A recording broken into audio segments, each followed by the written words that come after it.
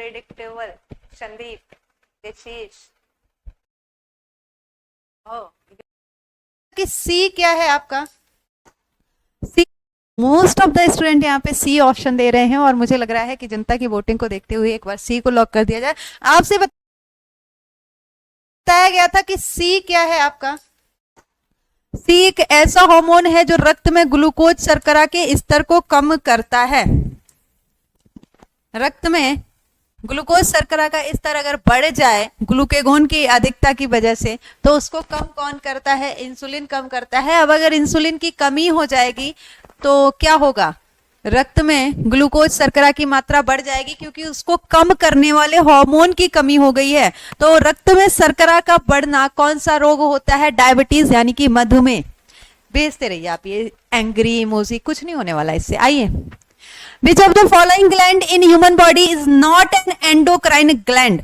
कौन सी एक ग्रंथि है जो कि अंतःस्रावी ग्रंथि नहीं है? क्या ये एड्रिनल ग्लैंड है, पीयूष ग्रंथि है, थायराइड है या फिर लार ग्रंथि है? इनमें से कौन सी एक ग्लैंड है जो कि एंडोक्राइन यानी कि अंतःस्रावी ग्रंथि का उदाहरण नहीं है?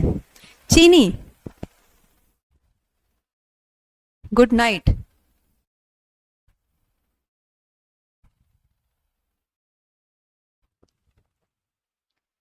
जी बताएं। ए होगा, निर्मल कह रहे हैं ए होगा, रोहेला डी कह रहे हैं, कल्पना बी कह रही हैं, और डी और बी के बीच में आंसर आ रहे हैं सलाइवरी ग्लैंड। गुड। ये क्या होगा आपका? Salivary gland. ठीक है, सलाइवरी ग्लैंड से यानी कि लार ग्रंथियां क्या करती हैं? एंजाइम का उत्पादन करती हैं भैया। और ये क्या है आपकी? बाह्य स्रावी डक्टेड ग्लैंड्स है। सलाइवरी ग्लैंड्स में आपको डक्ट्स पढ़ाए थे ना। Which of the following is an example of ovarian hormone? Ovary यानी कि डिंब ग्रंथि से स्रावित होने वाला हार्मोन क्या है आपका? डिंब ग्रंथि। डिंब ग्रंथि। ओबरी से कौन से हार्मोन का सिक्रीशन होता है? जल्दी बताइए। क्या ये एस्ट्रोजन है, एड्रिनेलिन है, थायरॉक्सिन है या फिर टेस्टोस्टेरोन है? Thank you Mahirul Qadri. Manjeet,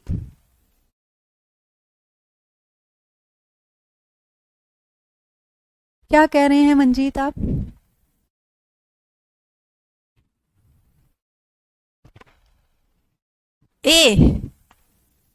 A B D, D भी ऑप्शन आ रहे हैं। ओके,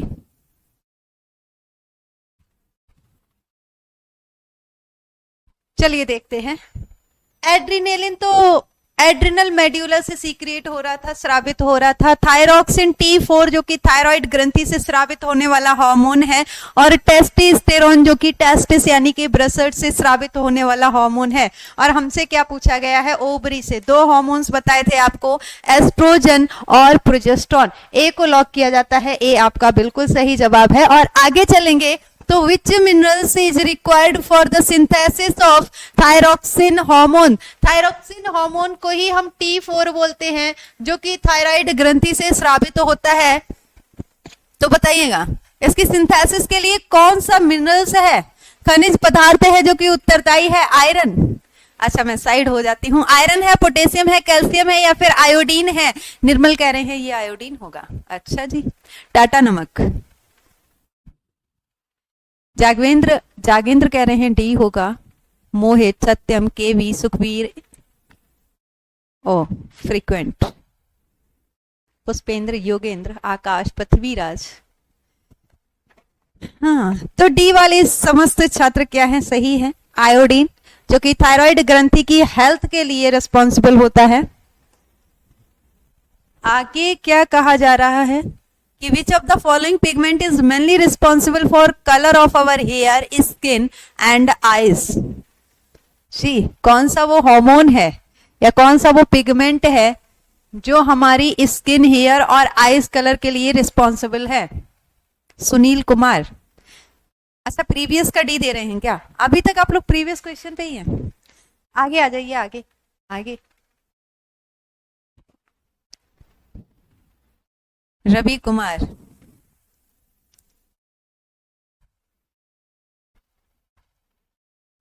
सी।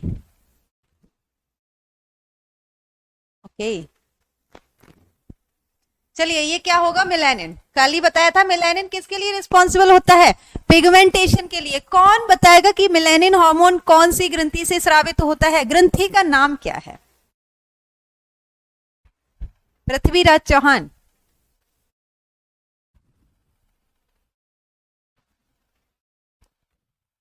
नहीं, ये आप क्या कमेंट कर रहे हैं, 118 रुपए वाला?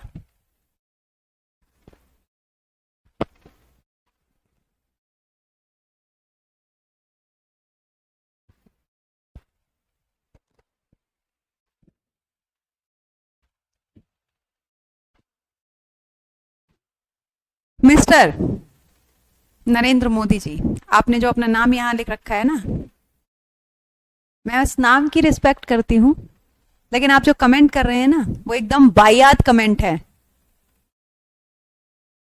ये जो मेरी मेहनत और मेरी जो चीजें हैं, इसको आप जो कंपेयर कर रहे हैं ना उससे,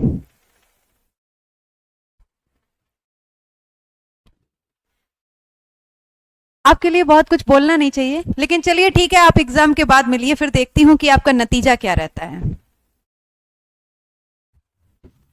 आप एग्जाम के बाद मिलिए, तब देखती हूँ कि आपका नतीजा क्या है।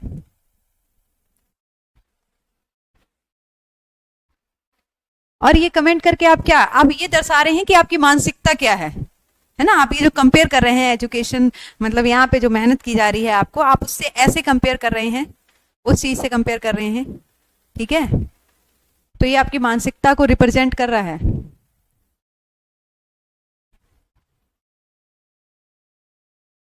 और चलिए देखते हैं आपका नतीजा क्या रहता है। पढ़ने वाले छात्रों को ये नहीं चाहिए होता है जो आप कर रहे होते हैं। Which of the following glands produce the hormone insulin? कौन सी वो ग्रंथि है जिससे इंसुलिन हार्मोन का स्रावण होता है?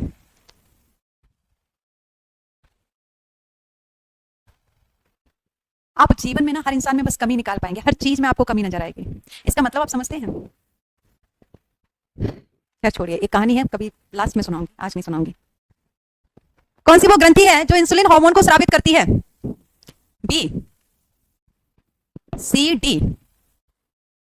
डी वाले जो छात्र हैं वो सभी सही हैं। यहाँ पे आंसर क्या हो जाएगा? डी, ठीक है, pancreas. Which hormone prevent blood sugar from falling to लो?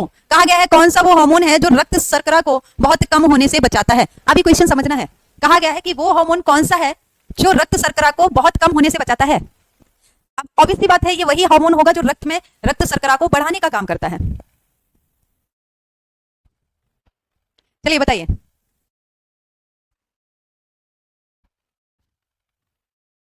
ये क्या होगा? क्या ये ऑक्सीटोसिन होगा, ग्लूकेगॉन होगा, वैसोप्रेसिन होगा, या फिर इंसुलिन होगा? क्वेश्चन समझिए, क्वेश्चन कहा गया है कि वो कौन सा हार्मोन होगा जो रक्त में रक्त शर्करा को बहुत कम होने से बचाएगा। अच्छा मान लीजिए, आप एक बात बताइए, अगर आपको इतनी ही वैल्यूएशन है, आप यहां से जा क्यों नहीं रहे हैं? समय क्यों जाया कर रहे हैं अपना? लीव द क्लास, आप जाइए यहां से, अपना समय बचाइए। अगर आपको इतनी ही पढ़ने की पड़ी है, आपको इतनी ही कमियां नजर आ रही हैं, देन मैं यहाँ पे डेली डेली आपको क्लास में देख क्यों रही हूँ? क्योंकि आपको एग्जैक्टली खुद नहीं पता है कि आपको चाहिए क्या है, आपको करना क्या है ना। जिसको कमी लगती है, जिसको चीजें समझ नहीं आ रही होती हैं, वो क्विट करता है शांति से। तो आप यहाँ पे सिर्फ ज्ञान देने आते हैं। क्या होगा ये ग्लूकेगॉन? जिस कंपटीशन के लिए फाइट कर रहे हो ना, करोड़ करोड़ में फॉर्म पड़े हैं, उसमें दूर दूर तक तुम्हारा नंबर नहीं कहीं दिखने वाला है। Endocrine glands are also called, endocrine ग्रंथि को और हम क्या कहते हैं? एंडोक्राइन ग्लैंड्स यानी कि अंतःस्रावी ग्रंथियों को और हम क्या कहते हैं? पीयूष ग्रंथि। ये तो एक प्रकार की अंतःस्रावी ग्रंथि है। हाँ, छोड़ दिया, ये तो एक प्रकार की अंतःस्रावी ग्रंथि है। थायराइड ग्रंथि also type of endocrine glands, liver and आपका है डक्टलेस ग्लैंड। तो क्या बताया था? बाह्यस्रावी ग्रंथि बताई थी और आपको अंतःस्रावी ग्रंथियां बताई थी। बाह्यस्रावी ग्रंथियों में क्या होती है? नलिकाएं पाई जाती हैं, नलिका युक्त होती हैं, जबकि अंतःस्रावी ग्रंथियां कैसी होती हैं? नलिका विहीन। अरे नहीं, ये पूछा गया क्या कहते हैं? नलिका विहीन ग्रंथि कहते हैं। पीयूष ग्रंथि एंड थायराइड ग्रंथि is a type of endocrine glands. मार दी छत्रपति शिवाजी आपके कहने पे। आइए, क्या होगा ये? Ductless gland. आगे चलते हैं, मैचिंग करनी है आपको, मैच कराना है कौन किसका पेयर है, कपल है, ठीक है। चलिए, कह रहे हैं कोलिप्स हार्मोन किसे कहते हैं? बताया तो था। कौन सा हार्मोन है जिसे कोलिप्स हार्मोन के नाम से जाना जाता है? एल्डोस्टेरोन हार्मोन का सीक्रेशन कहां से होगा? अगला कह रहे हैं प्रोलैक्टिन हार्मोन का सीक्रेशन कहां से होगा? और मेलेटोनिन, जल्दी बताइएगा। बढ़िया क्वेश्चन है। मुकेश कह रहे हैं इसका आंसर बी होगा। बी और सी दोनों कैसे दे रहे हैं? रितु रितु कह रही है ये सी होगा, ओके। हाँ छोड़ दिया सहानी साहब, आइए आगे आ जाइए आप। हरिओम कह रहे हैं ये सी होगा, रामिलन कह रहे हैं ये डी होगा, Ritesh is B, Nirmal is C, Kishan is B को लॉक कर दिया जाए ऐसा किशन कह रहे हैं। हरिओम। चलिए एक बार मैं भी देख लेती हूँ। हार्मोन, कोलिप्सो हार्मोन कहते हैं पैराथायराइड ग्रंथि से स्रावित होने वाले हार्मोन को पीटीएच या फिर कोलिप्सो हार्मोन कहते हैं। आफ्टर दैट एल्डोस्टेरोन, भैया एल्डोस्टेरोन क्या है? मिनरलोकॉर्टिकॉइड। कहां से होगा? एड्रिनल ग्लैंड से, एड्रिनल कॉर्टेक्स से, ठीक है। प्रोलैक्टिन, देखो ग्रोथ हार्मोन था, प्रोलैक्टिन था, एफएस था, एलएस था, मेलेटोनिन था, मेलानोसाइट्स था, ये सभी कहां से हो रहे थे? पिट्यूटरी, पीयूष ग्रंथि के अग्र वाले भाग से। और लास्ट आपके पास क्या बचा है? मेलानिन या फिर melatonin, that is pineal glands. चलिए एक बार देख लेते हैं। ए का सी होगा और ये तो सॉरी पी का सी होगा। कौन है वो छात्र जो बी कह रहे थे? आपको नहीं पता ये क्या होगा? हाँ जी, क्यों नहीं पता? किसे पता होगा? कौन है वो छात्र जो बी कह रहे थे? बी कहां से हो जाएगा जी? अभी अभी बताया है, कोलिप्सो हार्मोन किसको कहते हैं? पैराथायराइड हार्मोन को कहते हैं, ठीक है। तो ये एक ही तो ऑप्शन दिख रहा है, बाकी सब तो एलिमिनेट होते हुए दिख रहे हैं। पी का सी एक में ही है, that is C option is correct. Pooja, good, C को लॉक कर दिया जाए, ओके। आगे चलते हैं। लैंगरहैंस के आइसलेट्स किस मानव अंग में पाए जाते हैं? लैंगरहैंस के आइसलेट्स किस मानव अंग में पाए जाते हैं? क्या ये ब्रेन में पाए जाते हैं, गॉल ब्लैडर में पाए जाते हैं, लिवर में पाए जाते हैं या फिर पैंक्रियाज में?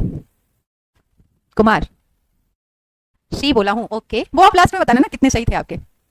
आर का डी भी एक में है, नहीं एक ही ऑप्शन मैच कर लो ना आगे से। प्रतिमा जी, प्रतिभा, माया, कोमल, ये क्या होगा आपका? अग्नाशय, पैंक्रियास, ओके। अगला क्वेश्चन है कि माइटोकॉन्ड्रिया, अच्छा हाँ ये फुल सिलेबस मॉक टेस्ट है ना, तो एंडोक्राइन के अलावा अब अगला क्वेश्चन आता है, ये लिख देते हैं या मेंशन कर देते हैं, साइटोलॉजी का क्वेश्चन है, कोशिका विज्ञान का, कि माइटोकॉन्ड्रिया को विचित्र अंगक क्यों कहा जाता है? माइटोकॉन्ड्रिया जो है उसको विचित्र अंगक क्यों कहा जाता था? क्या बताएंगे? इसलिए कहते थे कि वो सेल के पावर हाउस यानी कि ऊर्जा ग्रह है, या फिर इसलिए क्योंकि ये सेलुलर अंतर्वलयन, कोशिकीय अंतर्वलयन क्या लिखते हैं,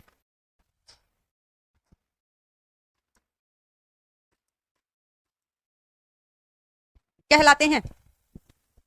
क्योंकि वे सूक्ष्म जीवों को पचा सकते हैं, क्योंकि इनमें राइबोसोम और डीएनए होते हैं। बताइए, विचित्र पोल नहीं हो पाएगा, पोल लगा दिया करो, हर एक क्वेश्चन के लिए लगाना रहता है ना पोल।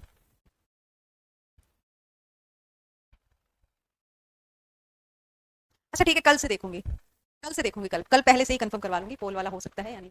आजाद, विवेक, कुंदन, निर्मल, क्या होगा ये? राइबोसोम और इसका खुद का डीएनए पाया जाता। ऐसे कौन डराता है सर? नमस्कार सर।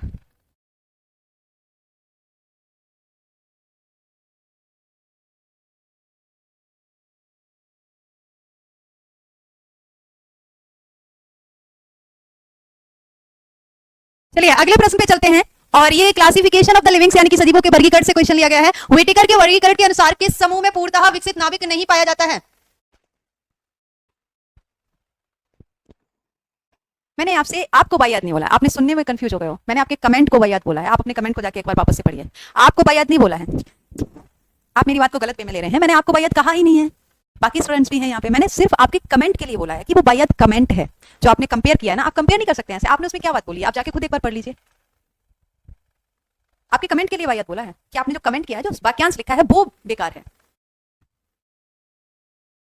यानी कि आप इस चीज को उस नजरिए से देख ही रहे हैं, इसीलिए आपको कमियां नजर आ रही हैं। अगर मैं ऑनेस्टली कह रही हूँ ना, यही चीज अगर आपको हाई पेमेंट के साथ मिली होती ना, तो आप कोई कमी नहीं निकाल पाते यहाँ पे। वैल्यू नहीं समझ में आ रही है आपको इस चीज की, बस मैं ये कहना चाह रही थी और कुछ नहीं है। मैंने आपसे कुछ नहीं कहा, आपको कुछ नहीं बोला है, आपको शब्द नहीं बोला है, मैंने आपके कमेंट के लिए बोला है। सो डोंट बी, हाँ क्या होगा ये? वो कौन सा जगत था जिसमें ऐसे जीवों को रखा गया था जिनका केंद्र पूरी तरह से विकसित नहीं था? अच्छा ये डी ऑप्शन दिख नहीं रहा है, ये मोनेरा होगा, मोनेरा होगा।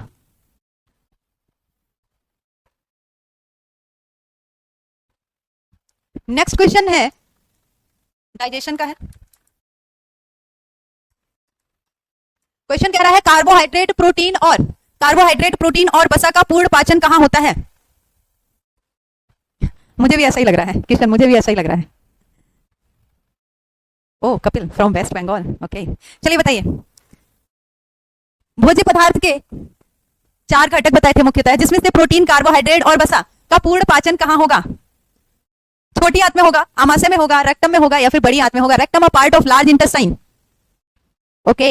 मोस्ट ऑफ द स्टूडेंट यहाँ पे बी ए ऑप्शन दे रहे हैं, कुछ छात्र हैं जो बी भी कह रहे हैं। बी वालों को बता दें कि आमाशय में फैट का डाइजेशन नहीं होता है, ठीक है, फैट और न्यूक्लिक एसिड का डाइजेशन नहीं होता है। ये आपका क्या होगा, छोटी आंत। छोटी आंत में क्या था, इंटेस्टाइनल जूस यानी कि आंत रस था, अग्नाशी रस था और बाइल था, जिसकी मदद से भोज्य पदार्थ के प्रत्येक घटक का पाचन हो रहा था और पचित भोज्य पदार्थों को यहाँ पे अवशोषित भी किया जा रहा था।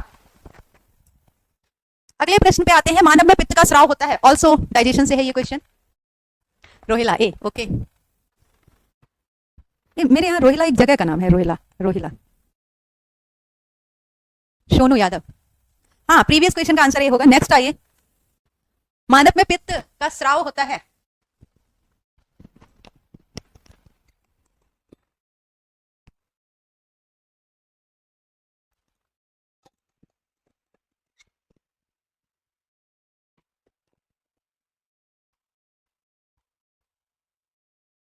ए, ए वाले कौन है भाई, यकृत से। क्या बताया था, वाइल की सिंथेसिस और सीक्रीशन लिवर से होती है, लेकिन इसका स्टोरेज कहां पे होता है, गॉल ब्लैडर में।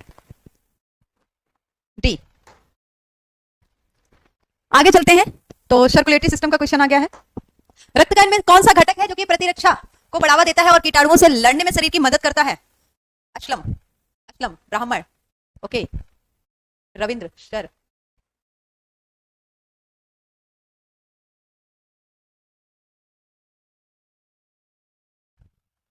मैं आपसे गुजारिश करना चाहूंगी कि आप क्लास छोड़ के चले जाएं। आपके पास बहुत सारे अलॉट ऑफ ऑप्शन होंगे, आप कहीं भी जाके पढ़ लीजिए, मेरी क्लास छोड़ के चले जाइए राइट नाउ। और आगे से आप कोई भी कमेंट कर लीजिए ना, मैं आपका कोई भी कमेंट रीड करने वाली नहीं हूं, ये मेरी लास्ट है कि आपको पढ़ना है तो पढ़िए, नहीं पढ़ना है तो हजारों ऑप्शन है आपके पास, आप जा सकते हैं।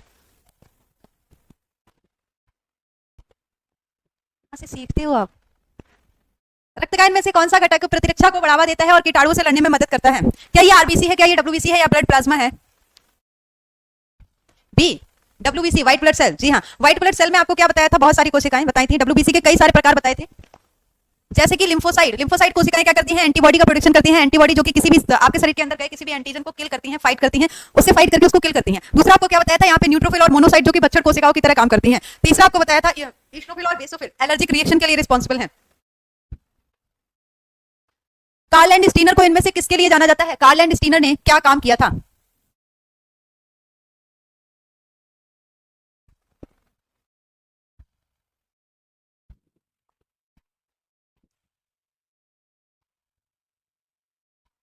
कार्ल एंड स्टीनर ने क्या किया था,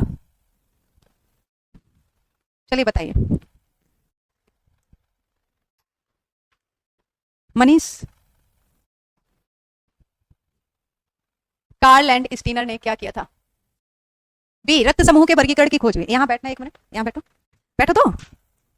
इसमें एक माननीय मोदी जी होंगे, माननीय मोदी जी को जरा देखो और उनको ब्लॉक कर दो। उनको पढ़ना होगा तो वो पढ़ेंगे, नहीं पढ़ना होगा तो चले जाएंगे। वो मुझे असहज कर रहे हैं, वो मुझे असहज कर रहे हैं क्लास के दौरान, तो उनका कोई जायज कमेंट नहीं है, तो उनको ब्लॉक कर दो तुम। हृदय चक्र क्या है, हृदय चक्र क्या है। बीबी, अच्छा, हृदय चक्र क्या है। What is the cardiac cycle.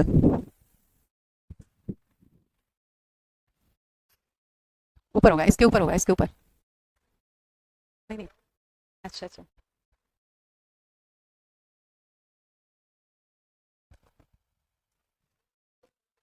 नहीं नहीं, माननीय मोदी जी करके हैं, तो मोदी जी का मैं सम्मान कर रही हूँ, लेकिन उनको ब्लॉक कर दो, बहुत देर हो गई है। ये क्या होगा, हृदय के एक संकुचन तथा एक शिथिलन, हृदय के संकुचन और शिथिलीकरण का एक चक्र, यानी कि एक बार कॉन्ट्रेक्शन और एक बार रिलैक्सेशन को हम क्या बोलते हैं, एक कार्डियक साइकिल बोलते हैं। ये आपका एक्सक्रीटरी सिस्टम का क्वेश्चन है। अरे नहीं, ऊपर निकल गए होंगे।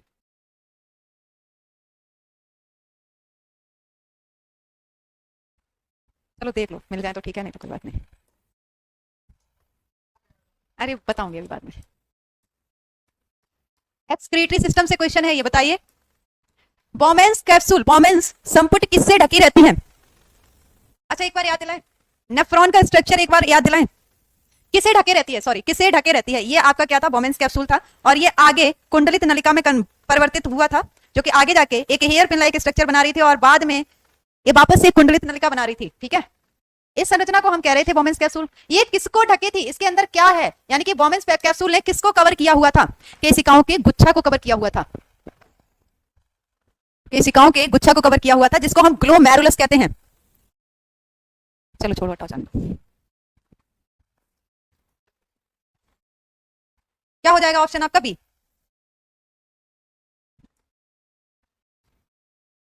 आगे चलते हैं, मानव शरीर के किस भाग में सबसे छोटी हड्डी पाई जाती है? लोकोमोशन, स्केलेटल सिस्टम का क्वेश्चन है, बताइए। मानव शरीर का, अच्छा समझ गई हूँ, चलिए बताइए, मानव शरीर का वह कौन सा हिस्सा है जहां पे सबसे छोटी हड्डी पाई जाती है?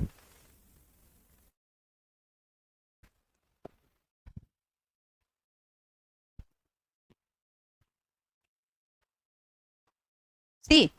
मोस्ट ऑफ द स्टूडेंट यहाँ पे सी ऑप्शन देते हुए नजर आ रहे हैं। सी, कान, ठीक है। अगला क्वेश्चन आपको मैच करना है कि मानव सिर में इंक्लूडेड ईयर ऑसिकल, कान की हड्डियों को मिला के मानव के सिर में, स्कल में कितनी हड्डियां होती हैं? 29। तो कौन से क्षेत्र में कितनी हड्डियां पाई जाती हैं? जैसे कि स्कल में, कपाल में कितनी हड्डियां पाई जा रही हैं? गोपेश, कपाल में कितनी हड्डियां पाई जा रही हैं? चेहरे पे कितनी हड्डियां पाई जा रही हैं? कान में कितनी हड्डियां पाई जा रही हैं? और हायोइड बोन कितनी थी? पूरे स्कल में बतानी है टोटल। तो हमें करेक्ट स्टेटमेंट देखना है। क्या देखना है? करेक्ट स्टेटमेंट देखना है। कह रहे हैं कि फेस, सॉरी, स्कल यानी कि क्रेनियम में कितनी हड्डियां हैं? 8 हैं, चेहरे पे 14, कान में 3 और हायोइड बोन 3। क्या ये वाक्य सही है? अगला वाक्य है कि स्कल में 8 हड्डियां हैं, चेहरे पे 14 हड्डियां हैं, कान में 6 हड्डियां हैं और एक आपके पास क्या है? हायोइड बोन है। Pihu Rani B, Kapil is A, Karishma is B, मस्त मलंग बरेली वाले। क्या बात है। अभय भारती, अजय भारती। चलिए, किसी को याद है ये क्या होगा? देखो, अगर बाकी कुछ याद नहीं आ रहा है तो हायोइड बोन तो याद आ ही रही होगी ना। हायोइड बोन तो याद आ रही होगी। हायोइड बोन क्या बताई थी? सिंगल होती है। तो दो ऑप्शन तो ऐसे ही एलिमिनेट हो गए हैं। यहाँ पे हायोइड बोन 3 दे रहे हैं और यहाँ पे भी हायोइड बोन कितनी दे रहे हैं? 3। दो ऑप्शन तो आपके ऐसे ही एलिमिनेट हो गए हैं। बच्चे कितने ऑप्शन आपके पास? 2।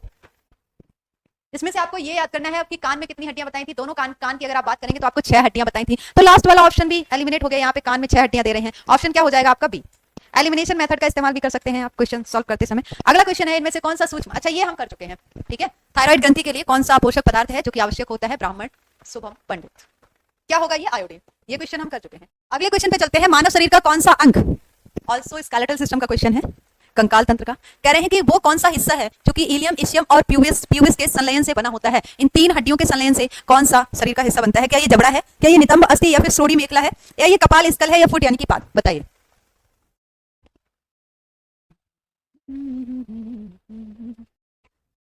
A for animal.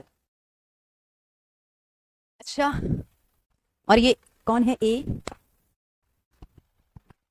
शन ऑफ नरेश, पीहू, कपिल। क्या हो गया है आप लोगों को? ए और डी। बी ऑप्शन देते हुए तो बहुत कम छात्र दिख रहे हैं। करिश्मा का आंसर बी है। ओके, संदीप का आंसर बी है। हाँ, ये क्या हो जाएगा हमारे पास? Pelvic girdle. आगे पूछा गया है कि जटिल शारीरिक बनावट वाले लैंगिक प्रजनन करने वाले जीवों की जनन कोशिकाओं में कौन सी विशिष्टताएं पाई जाती हैं? कौन सी विशिष्टताएं पाई जाती हैं? चलिए एक बार ऑप्शन पढ़ लेते हैं। ये कह रहे हैं कि नर जनन कोशिका यानी कि स्पर्म जो है वो छोटी होती है और गतिशील होती है, मोटाइल होती है, ठीक है।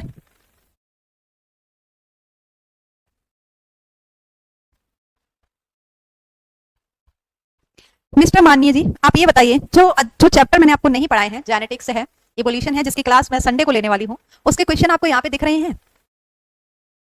बताइए बताइए, एक भी क्वेश्चन जेनेटिक्स और इवोल्यूशन का आपको दिखा है? और ऐसा भी नहीं है कि वो चैप्टर जो मैं आपको पढ़ाऊंगी जेनेटिक्स और इवोल्यूशन, उसके क्वेश्चन प्रैक्टिस नहीं कराऊंगी। क्या कहते हैं? चलिए आइए। मादा कोशिका बड़ी होती है और अगतिशील होती है, ठीक है, उसमें मोटिलिटी नहीं होती है, लेकिन उसमें योग सैक होता है, यानी कि खाद्य भंडार युक्त होती है वो। और आपको बताया था कि स्पर्म जो है वो कैसा होता है? स्पर्म सेल जो है वो स्मॉल होती है और मोटाइल होती है। मोटिलिटी के लिए उसमें टेल पाई जा रही थी। तो अब कौन सा सेंटेंस यहाँ पे कहा गया? नर जनन कोशिका बड़ी होती है, ये एलिमिनेट हो गया है, क्योंकि नर जनन कोशिका क्या होगी? छोटी होगी, और मादा जनन कोशिका बड़ी होगी। तो यहाँ पे मादा जनन कोशिका छोटी दे रहे हैं, ये गलत हो गया। इस यहाँ से ऑप्शन जो है वो एलिमिनेट हो गया। दूसरा आपका कह रहे हैं नर जनन कोशिका बड़ी होती है। तो इस तरह से 3 ऑप्शन तो आपके एलिमिनेट हो गए हैं। आपके पास बचा एक ऑप्शन जिसमें कहा गया है नर जनन कोशिका छोटी और गतिशील होती है, बिल्कुल सही है, और मादा जनन कोशिका खाद्य भंडार युक्त और बड़ी होती है। आगे चलते हैं। निम्नलिखित में से कौन सी गर्भ निरोधक विधि, आपसे कहा गया है, आपको कॉन्ट्रासेप्टिव मेथड पढ़ाए थे, जिसमें से पूछा गया है कि वो कौन सा कॉन्ट्रासेप्टिव मेथड है जो कि कॉन्ट्रासेप्शन और एसटीडी दोनों को प्रिवेंट करता है?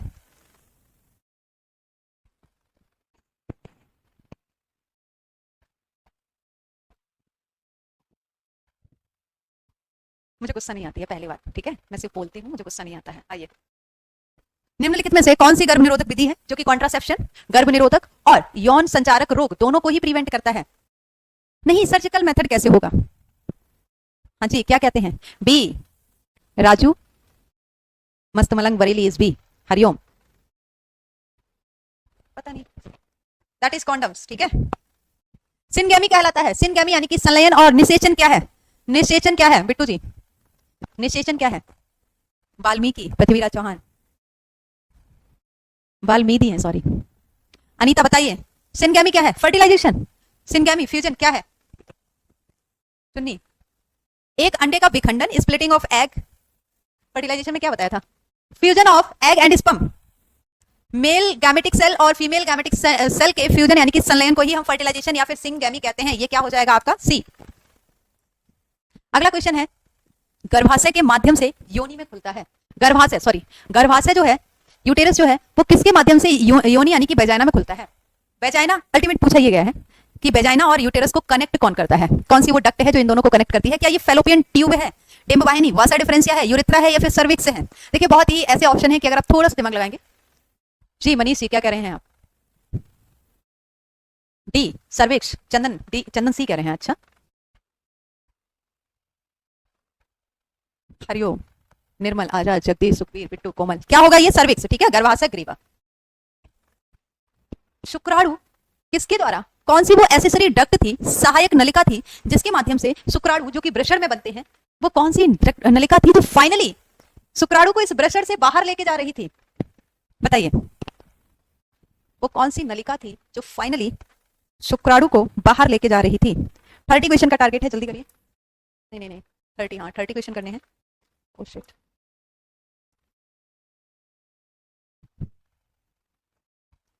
बताइए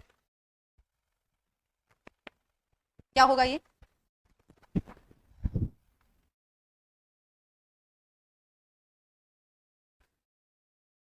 ए वासा डिफरेंशिया, गुड। चलिए नेक्स्ट क्वेश्चन पे चलते हैं। विटामिन के का मुख्य कार्य क्या है? विटामिन के का मुख्य कार्य क्या है? क्या ये प्रतिरक्षा प्रणाली, immune system, blood clotting, calcium absorption, keeping skin healthy? मुख्य कार्य क्या है? मनीष कुमार, कितनी बार और बताऊं? फुल सिलेबस मॉक टेस्ट कल और परसों और टेस्ट होंगी। इसके बाद संडे को एक क्लास होगी जिसमें जेनेटिक्स और इवोल्यूशन के कुछ कॉन्सेप्ट बताए जाएंगे। एनिमल किंगडम में आपको एग्जांपल्स लर्न करने हैं, उसका पीडीएफ प्रोवाइड करा दिया जाएगा। कितनी बार सेम चीज एक्सप्लेन करूं?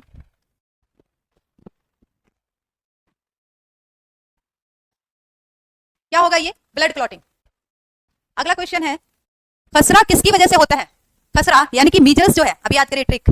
मीजल्स जो है वो कैसी डिजीज है? बैक्टीरियल है, वायरल है, फंगल है, प्रोटोजोन है? बताएं। मनिल, मनिरुल कादरी। अच्छा, वो भी मुझे ही करवाना है क्या? ठीक है, unpredictable, okay, I will try. Shivam, चलिए चलिए आइए, क्या होगा ये? Viral disease. अच्छा, क्वेश्चन ध्यान से पढ़ लिया। खसरा क्या है, किसकी वजह से होता है? वायरस की वजह से होता है, यानी कि मीजल्स एक वायरल डिजीज है। अगले क्वेश्चन पे चलेंगे, ध्यान से बताना। अगला क्वेश्चन कह रहा है कि इनकरेक्ट, इनकरेक्ट मैच देखना है आपको। इनकरेक्ट मैच देखना है। मलेरिया एक प्रोटोजोन डिजीज है, ये सही है या गलत है? हमें गलत वाला सिलेक्ट करना है। मलेरिया एक प्रोटोजोन डिजीज है। दूसरा कह रहे हैं कि खसरा एक जीवाणु जनित रोग है। अगला कह रहे हैं कि टिटनिस एक जीवाणु जनित रोग है और टाइफाइड एक जीवाणु जनित रोग है। इसमें से गलत क्या है? जी अजय यादव। हाँ, माननीय मोदी यादव जी, आप कह रहे हैं कि कल मैंने बताया था पिट्यूटरी ग्लैंड जो है वो स्कल यानी कि मस्तिष्क में पाई जाती है, आप बोल के आगे निकल गए। तो क्या आप इतनी सी बात लिख नहीं सकते थे? बोला ना मैंने क्लास में, आपको हर एक पॉइंट, हर एक बिंदु लिखवाना भी है। फिर ऊपर से आप ये भी कहते हैं कि इतना डिटेल क्यों पढ़ाती हैं? फिर ऊपर से आपको ये भी चाहिए होता है कि, है ना, आपको पॉइंट टू पॉइंट चीजें मिले। इंसान हो इंसान। क्या होगा ये? खसरा जीवाणु। खसरा जीवाणु जनित रोग नहीं है, अभी पीछे आपको बताया खसरा क्या है, एक विषाणु जनित रोग है। खसरा एक विषाणु जनित रोग है। हर एक चीज लिखा पाना संभव नहीं होता है, तो कुछ चीजें अगर बोली जा रही हैं तो आप लिख नहीं सकते हैं खुद से। अभी भी पीछे आपको बताया है खसरा क्या है, एक वायरल डिजीज है। तो ये आपका क्या हो गया है? गलत हो गया। यहाँ पे लिख रहे हैं कि खसरा क्या है? जीवाणु जनित है। टोटल आपके क्वेश्चन हो गए हैं 30। तो अभी आप बता दीजिए कि आउट ऑफ 30 कितने क्वेश्चन आपके सही हुए हैं? बाकी जो फालतू कमेंट कर रहे थे उनके लिए ये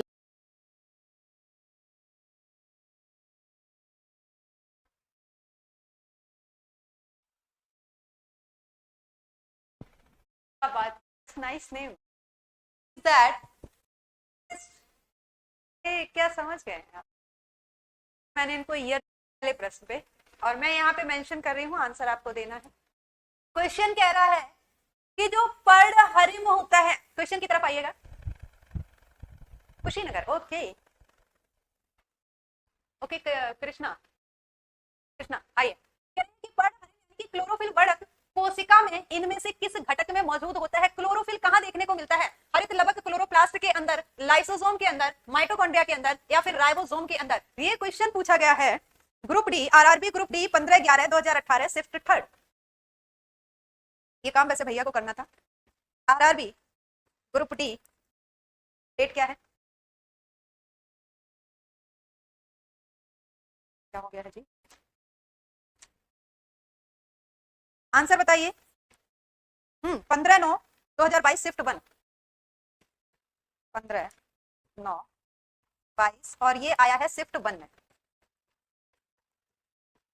चलिए बताइए क्या कह रहे हैं आप लोग? डी होगा, साइबर अटैक हो रहा है इंडिया पे। अच्छा, हाँ जी हाँ जी, सावधान रहें, सुरक्षित रहें, सावधान रहें, सतर्क रहें, सुरक्षित रहें। आइए, और मैं मिलती हूँ आपसे अगले एपिसोड में अगले क्वेश्चन पे। रंगहीन लवक क्या कहलाएंगे? आपको याद है प्लास्टिड 3 प्रकार के बताए गए थे आपको। प्लास्टिड जो है वो 3 प्रकार के बताए गए थे आपको। इनमें से कौन सा प्लास्टिड है जो कि रंगहीन था? क्या क्या बताया था? पर्णहरित, क्लोरोप्लास्ट बताया था, क्रोमोप्लास्ट, वर्डी लवक बताया था, और आपको क्या बताया था? पता नहीं क्या बताया था, बोल दीजिए, प्रयास करूं क्या एक बार? हेलो मनीष के भाई, आपका नाम नहीं पता है, घर आइए। ये कह रहे हैं पोल नहीं हो सकता है इसमें, तो एक बार ट्राई करना, पोल के लिए ट्राई करना। अरे नरेंद्र जी, मुझे यही तो चाहिए था, यही तो चाहिए था, ये कमिटमेंट ही मुझे चाहिए थी वाकई। चलिए, ये कब आया हुआ है क्वेश्चन? RRB group D 22/8/2022। हाँ, अभी पोल पोल क्रिएट हो रहा है। चलिए जल्दी से ऑप्शन दीजिए, कितने % जनता जो है, इसका आंसर क्या होगा? रंगहीन लवक क्या कहलाते हैं? ल्यूकोप्लास्ट, एपिकोप्लास्ट, क्रोमोप्लास्ट और क्लोरोप्लास्ट।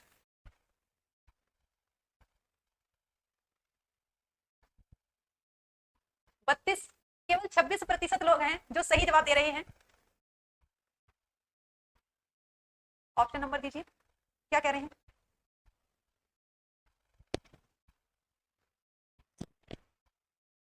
हाँ आगे आइए, आगे आइए, इजी क्वेश्चन नहीं है भाई। क्या होगा ये? ल्यूकोप्लास्ट। निम्न में से कौन सा एंजाइम प्रोटीन का विखंडन करता है? पोल का मतलब ही नहीं समझ आ रहा है, पोल से अच्छा तो ऐसे ही लग रहा है, तो ऐसे, इससे तो ऐसे ही ठीक लग रहा है। पीडीएफ गलत है। कौन सा पीडीएफ जी गोपेश? अच्छा हाँ, वो चेक कर लिया, अभी चेक किया है वो पीडीएफ। हाँ हाँ, ठीक ठीक, समझ गई हूँ, दूसरी क्लास का अपलोड हो गया है। पोल में मजा नहीं आ रहा है, पोल में मजा नहीं आ रहा सीरियसली। आइए, हाँ, कौन है वो जो कह रहे थे आसान क्वेश्चन है? जरा बताएं कि प्रोटीन को पचाने वाला एंजाइम कौन सा है? क्या लाइपेज प्रोटीन का पाचन करेगा, या अमाइलेज करेगा, टाइलन करेगा, या फिर पेप्सिन करेगा? निम्न में से कौन सा एंजाइम है जो प्रोटीन का पाचन करता है? डॉक्टर झटका कह रहे हैं कि ये बी है, और छत्रपति शिवाजी कह रहे हैं ये बी है, सन ऑफ नरेश, बुंदेलखंड, बुंदेल शहर का छोरा, अरे कॉपी पेस्ट। मस्त मलंग कह रहे हैं ये ए है, डी है। कई सारे छात्र हैं जो A D B fourth. Okay, चलिए आइए देखते हैं। कह रहे हैं फोर्थ को यानी कि बी को लॉक कर दिया, डी को लॉक कर दिया जाए। एक बार एक्सप्लेनेशन देख लेते हैं। लाइपेज कहां पाया जाएगा? लाइपेज क्या करता है? फैट का डाइजेशन करता है। किसको डाइजेस्ट करता है? फैट को। अमाइलेज क्या करेगा? अमाइलेज तो कार्बोहाइड्रेट को पचाएगा ना। And ptyalin also a type of amylase. Ptyalin enzyme क्या है? कार्बोहाइड्रेट को, सलाइवरी अमाइलेज है ना ये। टाइलिन क्या है? सलाइवरी अमाइलेज है जो कि कार्बोहाइड्रेट का पाचन करेगा। कार्बोहाइड्रेट। लास्ट में आपके पास क्या है? पेप्सिन। पेप्सिन और ट्रिप्सिन आपको याद है? माइक खराब है? अरे नहीं जी, पेप्सिन, गुड। पेप्सिन और ट्रिप्सिन दो एंजाइम बताए थे जो कि क्या करते हैं? प्रोटीन का पाचन करते हैं। कौन बताएगा कि ये पेप्सिन एंजाइम कहां पाया जा रहा था? पेप्सिन एंजाइम कहां पे प्रोटीन का पाचन कर रहा था? MP cap. आपको सेम बात कितनी बार रिपीट की जाए? हाँ, ये क्वेश्चन कब आया है? RRB group D 23/8/2022 shift 1।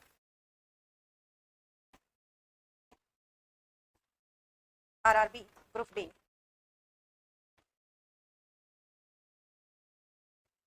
ये आया है 23, भूल गई, 23/8/2022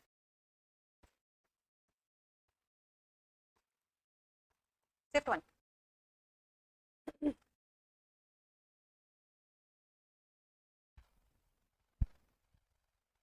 अरे माननीय मोदी जी, एक्चुअल में चाहिए तो यही था, मैं तो यही चाह रही थी सच कहूं तो। आइए, इसमें से कौन सा एंजाइम स्टार्च को सरल शर्करा में विखंडित करता है? स्टार्च को सरल शर्करा में, यानी कि कार्बोहाइड्रेट का डाइजेशन करने वाला एंजाइम पूछा गया है। देखिए ये पीवाई क्यू है, टफ है, इजी है, ये तो आप एनालिसिस कर लो ना अपने हिसाब से।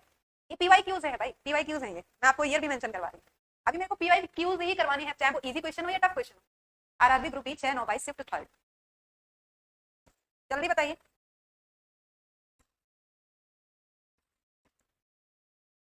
आरआरबी ग्रुप बी 22 में या 23 में? 22 शिफ्ट थर्ड, 2022 शिफ्ट थर्ड। अच्छा इसमें शिफ्ट में पेपर होता होगा ना, first shift, third shift, second shift. क्या होगा? सी अमाइलेज। सी वाले कौन लोग? आवाज खराब आ रही है सीरियसली, क्या कर सकते हैं बताइए। Azad, am I audible right now? B lipase, अभी अभी पीछे बताया है। वो कौन छात्र हैं जो कह रहे हैं कि लाइपेज होगा? जल्दी से हाथ ऊपर कर लें, अगर लड़कियां हैं तो, लड़के हैं तो क्या कर लें।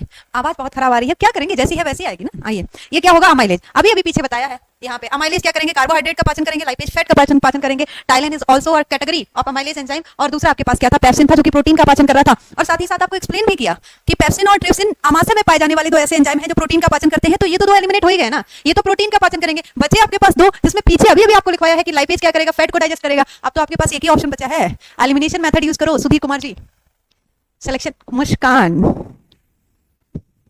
चलो क्या हो जाएगा? ये आपके पास अमाइलेज हो जाएगा, ठीक है। कॉमन सेंस बेस्ड क्वेश्चन था। आरएनए की फुल फॉर्म कौन बताएगा? क्वेश्चन पीवाई क्यू है, रुकिए देखते हैं कौन से ईयर में पूछा गया है।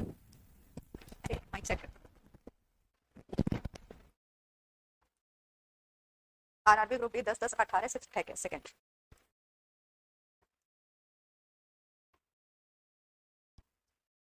दस दस 18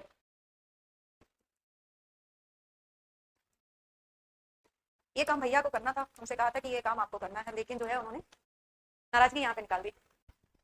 थर्ड होगा इसका राइबो न्यूक्लिक एसिड। कितने लोग हैं जो राइवर्ट न्यूक्लिक एसिड कह रहे हैं? ए वाले भी हैं, ए वाले भी हैं। सी वाले मोस्ट ऑफ द स्टूडेंट दिख रहे हैं, बुंदेल, शहर का छोरा, डॉक्टर झटका, चौहानी, संदीप, राज, मोदी, सुखवीर, कनौजिया, बबीता कनौजिया, विवेक। चलो मोस्ट ऑफ द स्टूडेंट क्या कह रहे हैं? Ribo nucleic acid. और ये क्या है? पॉलीमर है, सॉरी ये क्या है? मोनोमर है। मानव शरीर में सबसे प्रचुर मात्रा में कौन सा तत्व मौजूद होता है मानव शरीर में? जल्दी बताइए। और ये क्वेश्चन आया है, मैं चेक कर लूं किस ईयर में आया है। तब तक आप लोग आंसर बताइए, वो कौन सा?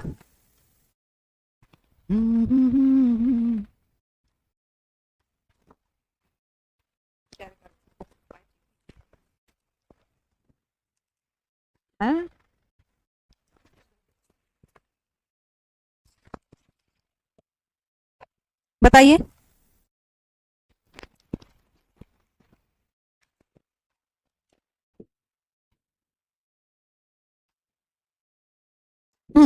क्या ये ऑक्सीजन है? क्या ये कार्बन है, हाइड्रोजन है, या फिर फास्फोरस, कैल्शियम, क्या है? या नाइट्रोजन है?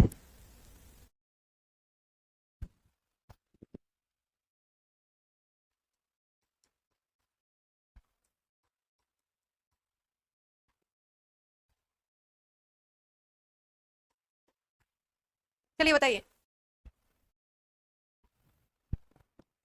कैल्शियम 2% पाया जाता है। फास्फोरस भी लिख लीजिए, फास्फोरस 1% पाया जाता है।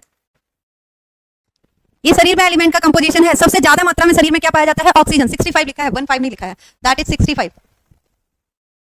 बीडी नहीं होगा जी, बी भी होगा। B son of Naresh Manirul Qadri. A नहीं होगा, कार्बन नहीं है, ये ऑक्सीजन है। एक पीवाई क्यू की अलग वो बना लेना नोट्स है ना, आ जाओ। हाँ ये कौन से ईयर में पूछा गया है मेंशन कर दूं, इससे कॉन्फिडेंस बिल्डअप होता है ना। दिस वन इज, अच्छा ये आरआरबी जेई का क्वेश्चन है, आरआरबी जेई 27/5/19 आरआरबी जेई में पूछा गया था। यहां मेंशन करूं क्या? RRB JE 27/5/19।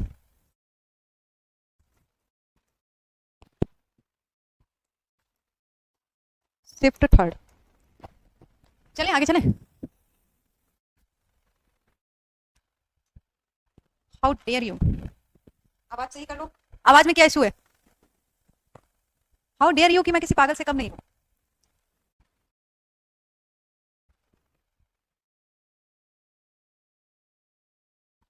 निम्न में से कौन सा कोशिकांग अमीबा में जल की मात्रा को बनाए रखने के लिए उत्तरदायी होता है?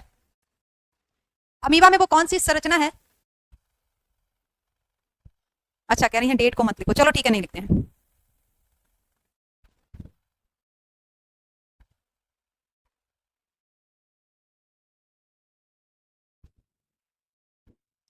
क्वेश्चन पे आइए। निम्न में से कौन सा कोशिकांग है जो कि अमीबा में जल की अतिरिक्त मात्रा को बनाए रखने का काम करता है? क्या ये साइटोप्लाज्म है, क्या ये फूड वैक्यूल है, क्या ये प्लाज्मा झिल्ली है, या फिर ये संकुचन रसधानी है? बताया था आपको कोशिकांग में। डी। ओके, ममता, झटका, नरेश, अंकित, क्या हो जाएगा? ये संकुचन रसधानी। आगे चलते हैं। एक वयस्क मनुष्य के मुख में केवल कृंतक होते हैं। कृंतक दांतों की संख्या कितनी होती है? डेंटल फॉर्मूला याद करिए, डेंटल फॉर्मूला याद करिए।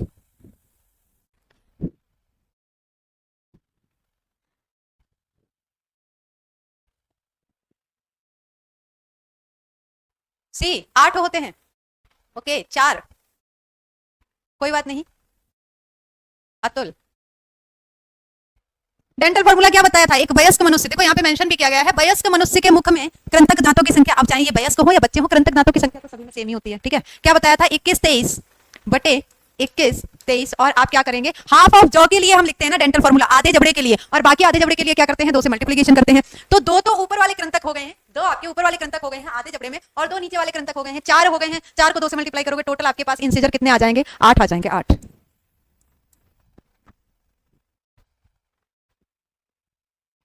क्वेश्चन फर्स्ट में क्या है? कह रहे हैं कि क्वेश्चन फर्स्ट बता दीजिए। क्वेश्चन फर्स्ट में पूछा गया है पर्ड हरिम जो बर्डक है वो कोशिका के किस घटक में मौजूद होता है, यानी कि किस कोशिकांग में उपस्थित होता है। इसमें क्या समस्या आ गई है जी? अच्छा, आंसर टिक नहीं किया है क्या मैंने? क्लोरोप्लास्ट होगा। ओहो, क्लोरोप्लास्ट होगा, क्लोरोप्लास्ट। आंसर नहीं टिक किया था। Okay, I got it. अगले क्वेश्चन पे चलते हैं। मानव शरीर के किस भाग में अंकुर यानी कि बिलाई पाए जाते हैं? बिलाई क्या करेंगे? सरफेस एरिया को बढ़ाएंगे, इंक्रीज करने का काम करेंगे। एब्जॉर्प्शन के लिए, अवशोषण के लिए बिलाई क्या है? एक ऐसे उंगली नुमा संरचना थी जो कि क्या कर रही थी? अवशोषण के लिए, भोज्य पदार्थों के अवशोषण के लिए पृष्ठ क्षेत्र को बढ़ाने का काम कर रही थी। अब ये बिलाई पाए कहां जा रहे थे? याद करिए और जाइए डाइजेस्टिव सिस्टम के पास। झुमका गिरा रे, आ जाइए भैया। ऐसी कोई गतिविधि नहीं करूंगी, वरना यहाँ पे बहुत सारे लोग ऐसे बैठे हैं जो अभी कभी मुझे पागल कहेंगे तो कभी दीवाना कहेंगे, ब्ला ब्ला ब्ला। बी, छोटी आंत, good, that is small intestine. छुटकी आंत में पाए जाते हैं बिलाई, ठीक है। पीवाईक्यूज है, कौन से ईयर में पूछा गया है? अच्छा, एक बार अनाउंस कर देती हूँ कौन से ईयर में पूछा गया है। बिलाई, ये आरआरबी ग्रुप डी 28/9/2022 शिफ्ट 3 का क्वेश्चन है। 2022 शिफ्ट 3 में आया था। आगे चलते हैं। निम्न में से कौन सा पाचक एंजाइम लार में पाया जाता है? लार में पाया जाने वाला पाचक एंजाइम, क्या ये एंटीरोकाइनेज है, क्या ये लाइपेज है, क्या ये पेप्टाइडेज है, या फिर ये अमाइलेज है? अरे बीबी से आगे बढ़ो, आगे बढ़ो आगे। और ये क्वेश्चन आया है RRB group D 29/8/2022 shift 3, 29/8/2022 shift 3 का क्वेश्चन है। रोहिला क्या कह रहे हैं कि बी होगा, लाइपेज। प्रीवियस क्वेश्चन का आंसर दे रहे हैं या नए क्वेश्चन का आंसर दे रहे हैं? रमन, पूनम, कमलेश, एमडी, कुंदन, धीरज। चलिए आप एनालिसिस कर लीजिए, मैं लास्ट में देखूंगी किसके कितने क्वेश्चन थे सही थे। ये अमाइलेज होगा। लार में केवल और केवल कार्बोहाइड्रेट को पचाने वाला एंजाइम पाया जाता है। और कितने प्रतिशत, मुख में कितने प्रतिशत कार्बोहाइड्रेट का पाचन होता है, ये भी बताया था। भाई ये जो कमेंट कर रहे हैं ना इजी और टफ क्वेश्चन को लेके, तो आप बताइए मैं क्या करूं? ये तो पीवाईक्यूज है ना, आप क्या चाहते हैं? मैं नीट वाले बुक से क्वेश्चन निकाल के लाऊं क्या? नीट वाली बुक से निकाल के लाऊं क्या? क्या फायदा होगा? आप अपने पीवाईक्यू सॉल्व करो ना, आपको एक एक्सपीरियंस मिलेगा कि हाँ आपसे ऐसे क्वेश्चन पूछे गए हैं। क्वेश्चन के लिए तो मैं नीट की बुक से भी निकाल के ला सकती हूँ भाई। पाचन के संदर्भ में गलत कथन को पहचाने, ये तो आपको कराया था क्लास के दौरान भी, आई थिंक कराया था। आपको लज्जा नहीं आती है? आपको लज्जा नहीं आती है किसी शिक्षिका को ऐसे बोलते हुए? पाचन के संदर्भ में गलत कथन क्या है? मोदी जी आप कहां गए हैं, आइए जरा।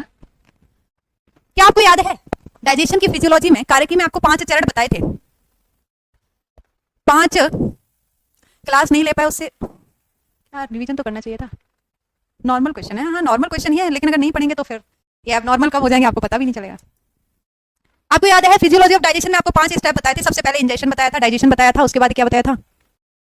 एब्जॉर्प्शन बताया था, एसिमिलेशन स्वांगीकरण बताया था, और लास्ट में आपको एक्सक्रीशन या फिर लास्ट में आपको क्या बताया था? एक्सक्रीशन यानी कि उत्सर्जन, बहिक्षेपण।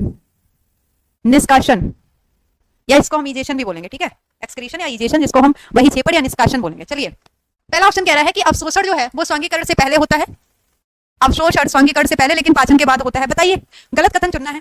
दूसरा कह रहा है कि स्वांगीकरण यानी कि एसिमिलेशन अंतर्ग्रहण से पहले, गलत कथन को पहचाने, हाँ ठीक ठीक, कह रहे हैं स्वांगीकरण अंतर्ग्रहण से पहले लेकिन अवशोषण के बाद होता है, पाचन निष्कासन से पहले लेकिन अंतर्ग्रहण के बाद होता है, स्वांगीकरण और अवशोषण दोनों अंतर्ग्रहण के बाद होते हैं। यहाँ पे थोड़ा सा करेक्शन करना है, के बाद होते हैं, आफ्टर होगा, बिफोर नहीं होगा, आफ्टर।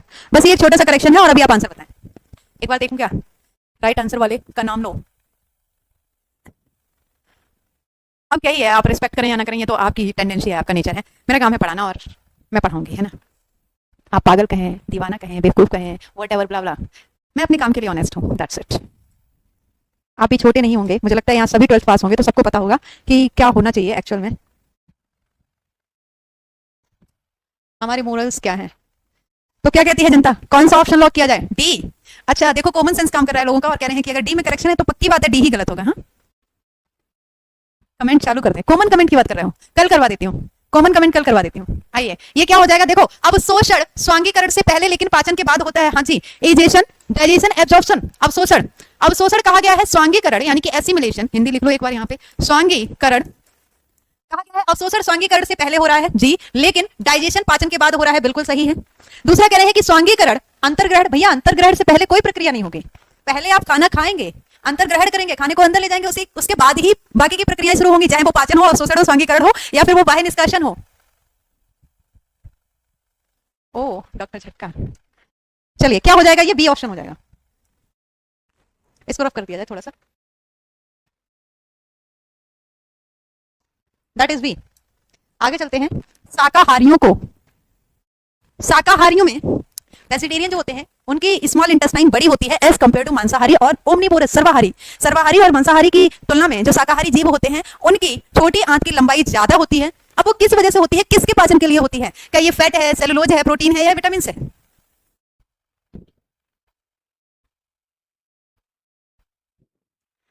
चलिए जल्दी बताइए, क्विक।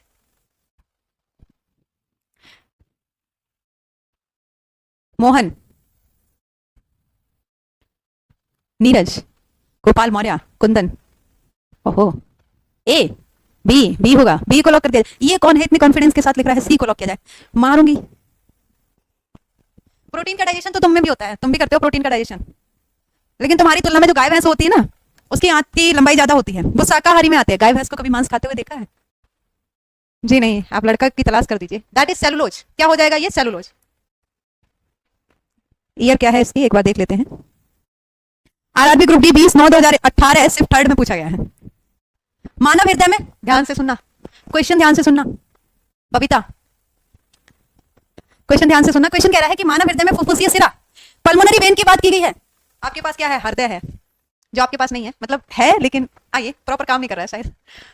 हृदय में, मानव हृदय में 4 कच्चे होंगे, मानव हृदय की बात की गई है। मानव हृदय में फुफ्फुसीय सिरा किससे जुड़ी होती है? आपसे क्या बताए थे? 4 चैम्बर होंगे, कौन कौन से? Right atrium, left atrium, right ventricle and left ventricle. दायां आलिंद, दायां निलय, बायां आलिंद और बायां निलय। फुफ्फुस सिरा की बात की गई है। ये आपके क्या है? बॉडी ऑर्गन है। ऊपर मान लो आपके पास क्या है? लंग्स है। यहाँ से वेन्स जाएगी, इस वाले चैम्बर में खुलेगी, यहाँ से जो जाएगी ये आपकी क्या थी? अब मैं नहीं बताऊंगी, मैं तो सिर्फ डायग्राम बनाऊंगी, एक बताना आपको है।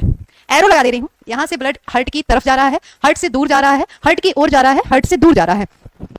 Carry blood away from the heart, हृदय से रक्त को दूर ले जाने वाली यानी कि अंगों तक ले जाने वाली रक्त वाहिनियों को धमनी कहते हैं, सिरा नहीं कहते हैं। हृदय की ओर रक्त को ले जाने वाली रक्त वाहिनी को सिरा कहते हैं। रमन जी बी होगा पक्का? अरे श्योर ये बी होगा। पल्मोनरी वेन की बात की गई है और मैं देख लूं एक बार, आलिंद ही होगा, लेकिन कितने लोग हैं? मोहन कुमार सी कह रहे हैं और भैया ए वाला कोई नहीं दिख रहा है। हाँ, बुलंदशहर का छोरा जो कि ए कह रहे हैं, एमडी जुनीद ए कह रहे हैं, गोपाल ए कह रहे हैं, छत्रपति शिवाजी क्या कह रहे हैं? अरे thank you Chhatrapati Shivaji. Navratna ji B कह रहे हैं, आरती, रितेश, अशोक। चलिए देखते हैं एक बार, ये क्या है? ये बेन्स हैं, सारी की सारी बेन्स जो है वो ब्लड को कहां लेके जाएंगी? आपको बताया था, इंप्योर ब्लड बेन्स से हृदय के दाएं आलिंद में जाता है और दाएं आलिंद से दाएं निलय में जाएगा। दाएं निलय से ये कहां चला जाएगा? देखो हृदय से दूर जा रहा है रक्त, तो ये आर्टरीज के माध्यम से जाएगा। किसके माध्यम से जाएगा? आर्टरी। पल्मोनस यानी कि लंग्स के लिए जा रहा है, तो ये पल्मोनरी आर्टरी हो गई। इट्स अ डिफरेंट थिंग कि ये वाली आर्टरी जो है वो कैसा ब्लड लेके जाएगी? इंप्योर ब्लड लेके जाएगी। रक्त के प्यूरिफिकेशन के बाद, रक्त के के शुद्धिकरण यानी कि ब्लड के प्यूरिफिकेशन के बाद ब्लड कहां जाएगा? हार्ट में। हार्ट की ओर रक्त ले जा रही है, क्या होगी? सिरा होगी, और शुद्ध रक्त लेके जा रही है। ठीक है, एक्सेप्शन बताया था पल्मोनरी वेन। तो हृदय के कौन से कक्ष में लेके जा रही है भैया? बाएं आलिंद में लेके जा रही है। पहला ऑप्शन होगा ना। कितने लोग थे पहले ऑप्शन वाले? अरे ये कैसी बातें करते हैं आप लोग कि खुद से नफरत हो जाना और ये हो जाना। देखिए दुनिया में एक आप ही है जो अपने लिए अच्छा बोल सकते हैं, बाकी तो देखो यहाँ लोग मुझे पागल कह रहे हैं, है ना, कोई कुछ भी कह रहा है, कोई कुछ भी कह रहा है। तो अपने आप से अपने लिए कभी कुछ बुरा मत बोलो, अपने आप को तो यार अप्रिशिएट करो। अगर आप अपने आप को अप्रिशिएट नहीं करोगे तो कौन करेगा? लोग तो नहीं करेंगे, इनके लिए आप कितना भी कर दो। ये 4 लोग जिनके लिए आप कितना भी कर दो, ये कभी अप्रिशिएट नहीं करेंगे आपको। तो ये जो आप बोल रहे हैं ना कि अपने आप से नफरत हो जाना, ये सब, इन सबसे आपको बाहर आना पड़ेगा। आइए आगे चलते हैं। मनुष्य के पाचन तंत्र में उत्सर्जित अम्ल कौन सा होता है? हाँ जी, आसान है। कौन से ईयर में पूछा गया है, एक बार क्लियर करते हैं। आरआरबी ग्रुप डी 24/18 सिर्फ सेकंड, 2018 सिर्फ सेकंड में पूछा गया है। क्या हो गया? सीतापुर जिले का निवासी है। इस युद्ध में अगर आपातकालीन युद्ध, हाँ आगे बोलिए। क्या होगा? D. Okay good, that is HCl, hydrochloric acid. याद करिए, आमाशय में बताई थी। कौन सी वो कोशिकाएं थी आमाशय की? आमाशय ग्रंथियों में अलग अलग प्रकार की कोशिकाएं पाई जा रही थी जो कि कुछ एंजाइम और कुछ एसिड अम्ल का सिक्रीशन कर रही थी। तो अभी बताएंगे कि कौन सी वो कोशिकाएं थी जो कि HCl का सिक्रीशन कर रही थी। जल्दी बताएं, नहीं बताएंगे तो कोई बात नहीं। ऑक्जेंटिक कोशिकाएं थी। मनुष्यों में परिसंचरण तंत्र की कुछ विशेषताओं का उल्लेख नीचे किया गया है। गलत विकल्प आपको चुनना है, गलत विकल्प का चयन करें। चलिए, कह रहे हैं कोशिकाएं संयुक्त होकर सिराओं का निर्माण करती हैं। एक्चुअल में क्या होता है कि कोई पर्टिकुलर ऑर्गन है, ठीक है, ऑर्गन के अंदर आर्टरीज प्योर ब्लड लेके जाती है, तो ऑर्गन के अंदर ये छोटी छोटी नलिकाओं में विभाजित हो जाती है, जिसे हम केशिकाएं कहते हैं। और ये केशिकाएं ही हैं जब ऑर्गन से बाहर निकलती हैं तो क्या लेके निकलती हैं? इम्प्योर ब्लड लेके निकलती हैं। तो आर्टरी और आपकी क्या है ये? कैपिलरीज, और कैपिलरीज ही किसमें आगे कन्वर्ट हो रही है? वेन्स में। ये डायग्रामिक रफली बना दिया गया है। उसके बाद कह रहे हैं लसिका को ऊतक द्रव्य कहा जाता है। याद करिए, टिश्यू पढ़ाया था आपको। टिश्यू में 4 प्रकार के टिश्यू बताए थे, रिकॉल करवा दूं एक बार? मेरा मोबाइल तो बिकेगा भी नहीं, कह रहे हैं पैसे नहीं है मेरे पास, उसको कोई नहीं खरीदेगा मेरे मोबाइल को। आइए, ऊतक याद करिए, 4 प्रकार के ऊतक बताए थे। उपकला ऊतक बताया था, संयोजी ऊतक बताया था, पेशी ऊतक बताया था, तंत्रीय ऊतक बताया था, जिसमें से संयोजी ऊतक में भी आपको 2 तरीके के बताए थे, रेशेदार और द्रव ऊतक। तो क्या ये सही है? प्लेटलेट्स रक्त थक्के जमने में सहायक है, थक्के जमाने में, सॉरी। कह रहे हैं उच्च रक्तदाब सिराओं के संकुचन के कारण होता है। देखिए बी जवाब के साथ सभी छात्र दिख रहे हैं भैया। ए और बी आंसर आ रहा है, किसी का आंसर अभी तक सही नहीं आया है। कोई तो आ जाओ सही जवाब के साथ। अरे नहीं गोपाल मौर्य, एक ऑप्शन दिख जाए बस सही। How disgusting. कौन है ये? आकाश। दैट्स डी ऑप्शन होगा आपका। क्या कहा था? जब भी हम बीपी मेजर करते हैं तो हम किसका बीपी मेजर करते हैं? कहां पे ब्लड प्रेशर को मेजर करते हैं? आर्टरीज में, क्योंकि आर्टरीज की जो गुहा थी, जो कैविटी थी, वो नैरो थी। सिरा नहीं होगा यहाँ पे, क्या होगा? धमनी होगी। धमनी में संकुचन के कारण उच्च रक्तदाब होता है। इतनी छोटी सी गलती है, यही तो आपको एलिमिनेट करना होता है। ये इस वाक्य में क्या गलत है? सिरा की जगह क्या होगा? धमनी होगी। बाकी सभी सही है। लसिका याद नहीं है? किसका उदाहरण बताया था? फ्लूइड कनेक्टिव टिश्यू में ब्लड एंड लसिका। रहने दो, आगे आ जाओ। रक्तदाब मापने के लिए किस यंत्र का प्रयोग किया जाता है? इसका ईयर तो जरूर देख लो एक बार। आरआरबी ग्रुप डी 1/9/22, तो 1/9/22 शिफ्ट सेकेंड का क्वेश्चन है ये। आंसर क्या होगा? D, spectrometer. है भैया, प्रिज्म कहां? प्रिज्म पढ़ लिए हैं ज्यादा। अरे ठीक है हरिओम, ऐसे मजाक नहीं बनाते हैं किसी शिक्षिका का। सी, स्पिग्मो मैनोमीटर। गुड। देखिए भाई, ये PYQ है। क्या आपको ये सब क्वेश्चन क्लास में नहीं कराए गए हैं? Modi ji where are you? ये PYQs हैं। So what you want to say? निम्नलिखित में से कौन सा विकल्प लाल रुधिर कणिका यानी कि RBC से रिलेटेड गलत कथन है, सही नहीं है? देखिए, ये ब्रेन को हैक करने का तरीका है। क्या लिखा है? सही भी लिख दिया है और नहीं है। कभी कभार ऐसा होता है ना, जल्दी में पढ़ते हैं सही और नहीं दिखता नहीं है, और है हो जाता है, तो फिर हम करेक्ट ढूंढने में लग जाते हैं। और जैसे ही एक सेंटेंस सही दिखता है, ये गोविंद राठौर, ये अपडेट तो आपको दे दी जाएगी। जैसे ही डेट आएगी आपको तुरंत अपडेट कर दिया जाएगा। स्कूल से याद है। अच्छा जी, चलिए बताइए। कह रहे हैं कि आरबीसी जो है वो क्या कार्य करती है? ऑक्सीजन तथा कार्बन डाइऑक्साइड का परिवहन करती है। हमें तो गलत कथन का चयन करना है। और लोग लक्ष्मण कह रहे हैं भैया कि हाँ सही हमने पढ़ लिया है, सही नहीं है, इसको एलिमिनेट करके यहाँ लिखो। आपसे पूछा क्या गया है? गलत पूछा गया है, फॉल्स। दूसरा है कि इनकी आकृति वृत्तीय और उभया उत्तल होती है। सॉरी, उभया अवतल यानी कि बाइकॉनकेव। ओके। दूसरा, लंबाई दे रहे हैं कि 5.7 म्यूएम होती है। तीसरा कह रहे हैं कि आरबीसी में हीमोग्लोबिन मौजूद होता है। आरबीसी में हीमोग्लोबिन मौजूद होता है। नहीं भैया, सारे सेंटेंस सही हैं। बाइकॉनकेव से बताया था, राउंड एंड बाइकॉनकेव। ऑक्सीजन, ये तो मुख्य कार्य करते हैं। रेस्पिरेटरी गैसेस का ट्रांसपोर्टेशन, ठीक है, श्वसन गैसों का आदान प्रदान। सॉरी संवहन, लंबाई यहां पे गलत लिखी हुई है। लंबाई कितनी बताई थी आपको? 7 से 8 म्यूएम बताई थी। आंसर क्या हो जाएगा हमारा? सी। पूछा गया है RRB group D 9-10-18 shift second. Plasma जो रक्त का एक संघटक है, क्या है ये? कोशिका है, मसल्स है, द्रव है या ऊतक है? प्लाज्मा क्या है? ब्लड के अंदर पाया जाने वाला तरल पदार्थ घटक। महिरुल कादरी, चलिए जल्दी बताइए। तरल पदार्थ प्लाज्मा जो कि रक्त में पाया जा रहा है, ये क्या है? ओह, कौन से ईयर में पूछा गया? अच्छा, ये क्वेश्चन यहाँ आपके एग्जाम में पूछा गया है। ये अभी ये जो 2024 वाला जो बीपीएससी का क्वेश्चन पेपर हुआ था, सेम क्वेश्चन रिपीट हुआ था उसमें। Just think about it, same question repeat हुआ था। अच्छा, ये एनटीपीसी का है, एनटीपीसी का है, RRB NTPC stage first 19/1/17 NTPC का है। क्या है ये? द्रव है, फ्लूइड, रक्त का तरल भाग है ये, जो कि रक्त का 55% भाग बनाता है। निम्नलिखित में से कौन सी नस, नस यानी कि वेन्स की बात कर रहे हैं ना, कौन सी नस शरीर के पूर्ववर्ती हिस्सों से रक्त को एकत्रित करती है? पूर्ववर्ती हिस्सों से, मान लो ये आपके पास हृदय है, ठीक, जिसमें यहां पे आपको पता है राइट एट्रियम होगा, लेफ्ट एट्रियम होगा, सॉरी लेफ्ट राइट वेंट्रिकल होगा, और यहाँ पे आपके पास बायां आलिंद होगा, और आपके पास क्या होगा? बायां निलय। अब बॉडी ऑर्गन, हृदय तो यहाँ पे है ना, बक्षीय क्षेत्र में है ना हृदय, दोनों फेफड़ों के बीच में हल्का सा बाईं तरफ। तो हृदय से ऊपर के जो अंग है उनको हम पूर्ववर्ती अंग बोलेंगे ना। तो ऊपर से जो वेन्स आ रही होंगी, ऊपर वाली जो वेन्स आ रही होंगी, मान लो ये ब्रेन वाला रीजन है, यहाँ से जो वेन्स आ रही होंगी सारी की सारी वेन्स, और नीचे से जो वेन्स जा रही होंगी सारी की सारी वेन्स मिलकर एक वेना कावा में कन्वर्ट हो जाएंगी, जो कि हार्ट में खुलेगी। अच्छा, ऊपर से जो वेन्स आ रही है इनको हम सुपीरियर वेन्स कहते हैं, या सुपीरियर वेना कावा कहते हैं। नीचे से जो जा रही होती है इनको इंफीरियर कहते हैं, निम्न और उच्च वाला, ठीक है। उच्च महाशिरा और निम्न महाशिरा, तो क्या होगा? ऊपर वाले अंगों से आ रही है ना, तो ये ऊपर वाले अंगों से आ रही है हृदय में, तो ये क्या हो जाएगी? उच्च महाशिरा हो जाएगी ना, सुपीरियर वेना कावा, उच्च महाशिरा लिख लो हिंदी में, उच्च महाशिरा। और नीचे वाले अंगों से जो वेन्स लेके जाएगी वो क्या हो जाएगी? आपकी इंफीरियर यानी कि निम्न महाशिरा। और दोनों, ये दोनों भी मिलके एक वेना कावा बनाएंगे, जिसको केवल और केवल आप महाशिरा कहेंगे, जो कि हार्ट में खुलेगी। अब ऐसा थोड़ा ना है, ऐसे तो आपके शरीर में बहुत सारी वेन्स हैं, आप देखते हैं जो आपको दिखाई पड़ती हैं पर्पल कलर की। तो ऐसे तो मान लो कोई भी बॉडी ऑर्गन है, जैसे लीवर है ना, किडनी, तो सभी से अलग अलग वेन्स जाएंगी, लेकिन हृदय तक जाते जाते ये सभी वेन्स पहले वेन्यूल होंगी, फिर वेन्स होंगी, और बाद में वेना कावा बना लेंगी। बड़ी, आज का टेस्ट क्लास छूट गया कैसे? सॉरी, आंसर बता दीजिए एक बार कंफर्म करके, क्या हो जाएगा? ये सुपीरियर वेना कावा, ठीक है। अगला क्वेश्चन है, ऑक्सीजन के लिए किसकी उपस्थिति आवश्यक है? So very simple question. क्या हो गया? कौन थे वो लोग जिन्होंने मेरे फोन को नजर लगाई थी? ऑफ हो गया है, अब मैं ये भी नहीं बता पाऊंगी कौन थे वो लोग जिन्होंने मेरी फोन को नजर लगाई। ऑफ हो गया बेचारा। आइए, क्या होगा ये? अरे ऑक्सीजन की बात कर रहे हैं, ऑब्वियस सी बात है, किसकी प्रेजेंस होनी चाहिए? ऑक्सीजन की। Common sense based question. अब ये कैसे बताऊं किस ईयर में आया था? चलो कोई नहीं। हाँ, कृत्रिम किडनी द्वारा रक्त से जो यूरिया को निकाला जाता है, उसमें किस प्रक्रिया का यूज किया जाता है? B B B B. जनता बी ऑप्शन दे रही है। ओके ओके ओके ओके, हरिओम। पेपर कब से है? क्या फर्क पड़ता है? वैकेंसी आई है तो पेपर होगा।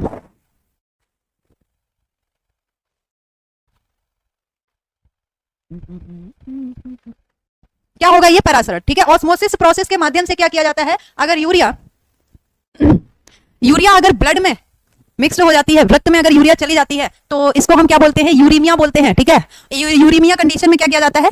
रक्त से यूरिया को निकाला जाता है by the process of osmosis, परासरण प्रक्रिया के माध्यम से, जिसको हम हीमोडायलिसिस बोल रहे थे। याद है क्या बोल रहे थे? हीमोडायलिसिस। आशीष, संदीप, सोनी, बबीता कनौजिया। ओके बबीता जी, आपका आंसर बिल्कुल सही है। हाँ, यहाँ पे कुछ ऑर्गन्स लिखे हुए हैं, यहाँ पे महिरोल, यहाँ पे कुछ ऑप्शन लिखे हैं। मनुष्यों का निम्न में से कौन सा अंग उत्सर्जन अंग के रूप में कार्य नहीं करता है? आपको बताया था कि कौन कौन से वो बॉडी ऑर्गन्स हैं जो कि, चलिए बताइए क्या होगा इसका आंसर? सी। स्किन तो उत्सर्जित पदार्थों का सिक्रेशन करती है ना, स्वेटिंग। पसीना, पसीना क्या है? उत्सर्जित पदार्थ ही तो है, उत्सर्जित ही तो होता है शरीर से। क्या कहते हैं? अरे पसीना। त्वचा, फेफड़े, फेफड़े CO2 का उत्सर्जन करते हैं। लार्ज इंटेस्टाइन क्या होता है? बाकी वेस्ट मटेरियल रेक्टम में स्टोर करता है, उसको एक्सक्रीट आउट करता है। एक छोटी आंत ऐसी है जिसमें भैया एक्सक्रीशन जैसा कुछ नहीं होता है, पाचन होता है और अवशोषण होता है। गुड, सन ऑफ नरेश कह रहे हैं बी को लॉक कर दिया जाए। उजला, गोपाल। चलिए ये क्या हो जाएगा आपका? बी। निम्न में से किसमें उपास्थि मौजूद नहीं है? ओ, क्या आपको याद है स्केलेटल सिस्टम, जिसके लास्ट में हमने आपको उपास्थियों के बारे में बताया था? उपास्थियों के बारे में बताया था, अजाज अहमद उजाला। उजाला आपको अपने नाम के आगे अमर भी तो लगाना चाहिए था, अमर। अच्छा, मुस्कान कह रही है बी को लॉक कर दिया जाए, पक्की बात, इतने कॉन्फिडेंस के साथ? हाय, गलत जवाब। बबीता, अच्छा आप लोग प्रीवियस का आंसर दे रहे हैं। अरे आगे आ जाइए भाई, 23 पे आ जाइए जल्दी, 2 क्वेश्चन और रिमेनिंग है, 2 minute 2 question. D, kidney, good. लैरिंग्स, कंठ में बताया था यहाँ पे क्या होते हैं, उपास्थि छल्ले होते हैं भैया, उपास्थियां होती है ना, उपास्थि के बने हुए वो उपास्थि छल्ले पाए जा रहे थे, रिंग जैसे। और नाक, nose of tip, ear pinna, यहाँ सभी पे क्या होता है आपका, उपास्थि होती है, ब्रक में नहीं होगी, किडनी, गुड। मानवों में केसिका गुच्छ कहाँ पाया जाता है, केसिका गुच्छ, ग्लोमेरुलस कहाँ पाया जाता है, ग्लोमेरुलस, सुबोध, शोनी, बबीता, आशीष, मौर्य कह रहे हैं टी। अरे अगला बताइएगा, हाँ उसको लॉक कर दिया गया है, 23 कड़ी, आई एम अनप्रेडिक्टेबल, ये कह रहे हैं सी। ओके, कहां पे होगा ये, किडनी में, किडनी की नेफ्रॉन सेल में, याद करिए। नेक्स्ट वन इज, पादपों में स्तनधारियों की भांति पौधों में एक्सक्रीटरी सिस्टम नहीं पाया जाता है, क्यों, क्यों नहीं पाया जाता है? क्योंकि पादप अपविष्ट पदार्थ उत्पन्न नहीं करते हैं। देखिए क्वेश्चन कह रहा है कि मानव की तरह पौधों में उत्सर्जित तंत्र नहीं पाया जाता है, क्यों, क्या पौधों में उत्सर्जित पदार्थ उत्पन्न नहीं होते हैं? अरे ऐसे कैसे यार, CO2 तो होगी ही अगर कुछ नहीं होगा तो, बाकी excretory organ, sorry excretory material भी होते हैं। वे अपने कायिक अंगों के माध्यम से उत्सर्जन करते हैं, कायिक अंग, कायिक मतलब क्या है, शारीरिक अंग, जैसे जड़ तना पत्ती, वो जड़ तना पत्ती के माध्यम से उत्सर्जन करते हैं, या फिर उनमें उत्सर्जित पदार्थ बनते ही नहीं है, या फिर कहा गया है क्योंकि पादपों में परिसंचरण तंत्र मौजूद नहीं होता है। ये तो लॉजिकलेस ऑप्शन है, क्योंकि बात तो हमसे एक्सक्रीटरी सिस्टम की गई है, क्योंकि पादप केवल गैसीय अपविष्ट उत्पन्न करते हैं जो बाहर विसरित किए जाते हैं। क्या होगा, क्या कह रही है जनता, बी होगा। आपको याद है स्टोमेटा के बारे में आपने सुना है, लेंटिल्स क्या होता है यार, याद नहीं आ रहा है, रोम छिद्र,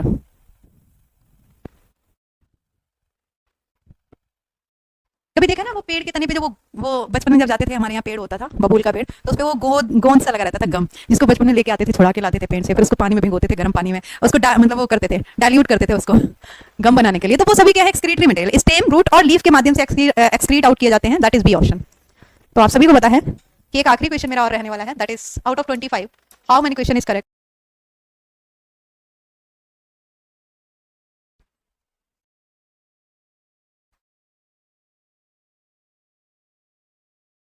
राजेश, मनिरुल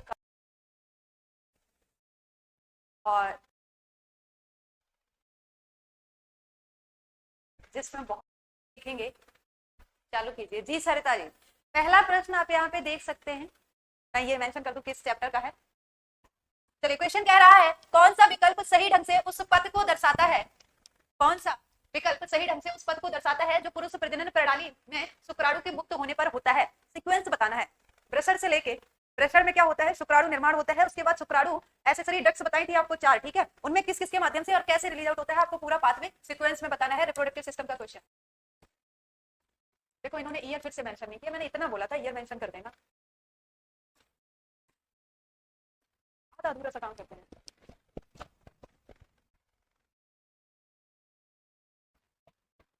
चलिए बताइए, क्या पहली टेस्टिस यानी कि ब्रशर, जहां पे टेस्टिस लिखा है उसको ब्रशर लिख लो, ब्रशर, ब्रशर के बाद यूरेटर, क्या करते हैं,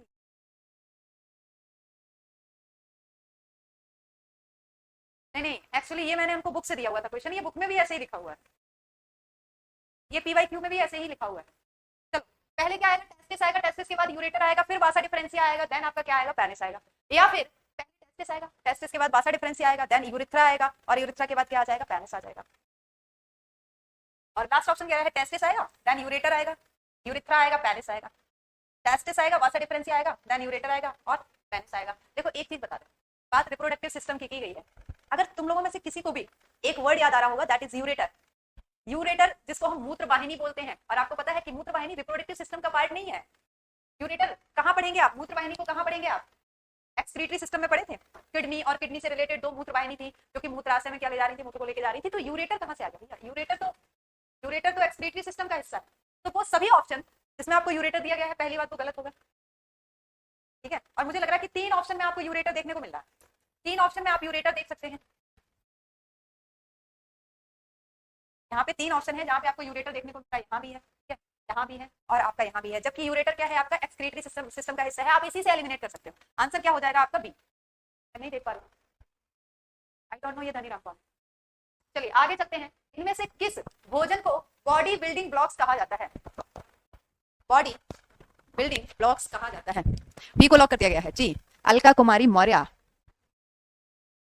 आवाज में दिक्कत है, आवाज के कारण आपका बीपी बढ़ रहा है।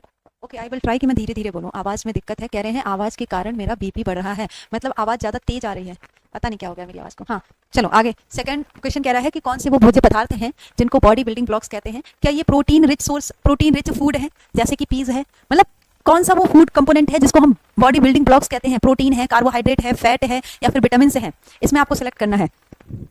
रिकेश गौतम, प्रोटीन से भरपूर, गौतम भाई ओके। राजेश डी कह रहे हैं, राजेश खन्ना। महाराणा प्रताप ए कह रहे हैं, निर्मल कह रहे हैं ए ओके। किशन कह रहे हैं डी। अच्छा आइए देखते हैं ये क्या होगा आपका, protein rich food like peas. धीरे धीरे पढ़ाऊंगी, पता चले कभी किसी बच्चे को अटैक वटैक आ गया तो मैं तो पहुंच जाऊंगी सलाखों के पीछे। निम्न में से कौन सा एक रोग और उसके कारण जीव के बारे में सही नहीं है। यानी कि आपको मैचिंग करनी है। ऐसा हमने कल भी हमने इस टाइप का एक क्वेश्चन किया था जिसमें आपको देखनी है कि कौन सी डिजीज जो है वो उसके काउजेटिव एजेंट से सही मैच नहीं है। आगे चलिए, अतुल सिंह, संदीप, गोपाल, गायत्री सिंह। क्या है ये, एक तरफ आपको काउजेटिव एजेंट दिए गए हैं, दूसरी तरफ आपको डिजीज के नाम दिए गए हैं, तो आपको देखना है कि कौन सा वो काउजेटिव एजेंट है जो सेम डिजीज से मैच नहीं कर रहा है, जिसके कारण वो डिजीज हो रही है। एड्स, क्या एड्स एचआईवी से होता है, ये सही है या गलत है, हमें क्या सिलेक्ट करना है, सही नहीं है यानी कि गलत है। मलेरिया, क्या मलेरिया प्लाज्मोडियम से होता है। टीबी यानी कि ट्यूबरक्लोसिस, क्या ट्यूबरक्लोसिस माइकोबैक्टीरियम से होता है। और लास्ट में हमारे पास क्या है, हैजा, क्या हैजा इन्फ्लुएंजा से होता है, क्या हैजा इन्फ्लुएंजा से होता है। गलत वाक्य सिलेक्ट करना है, गलत वाक्य, गलत कथन चुनना है, बताएं, गलत कथन चुनना है प्रिय छात्रों। मैं नाम अनाउंस नहीं कर पाऊंगी क्योंकि बहुत फ्रिक्वेंटली कमेंट चल रहे हैं। क्या हो गया, क्या कह रहे हैं मैम, गलत है, कौन सा क्वेश्चन गलत हो गया है।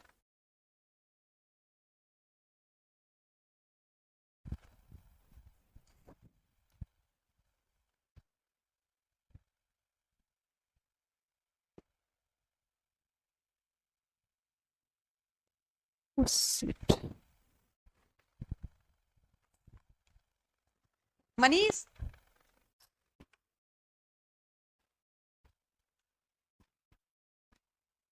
ये कमेंट चले गए हैं।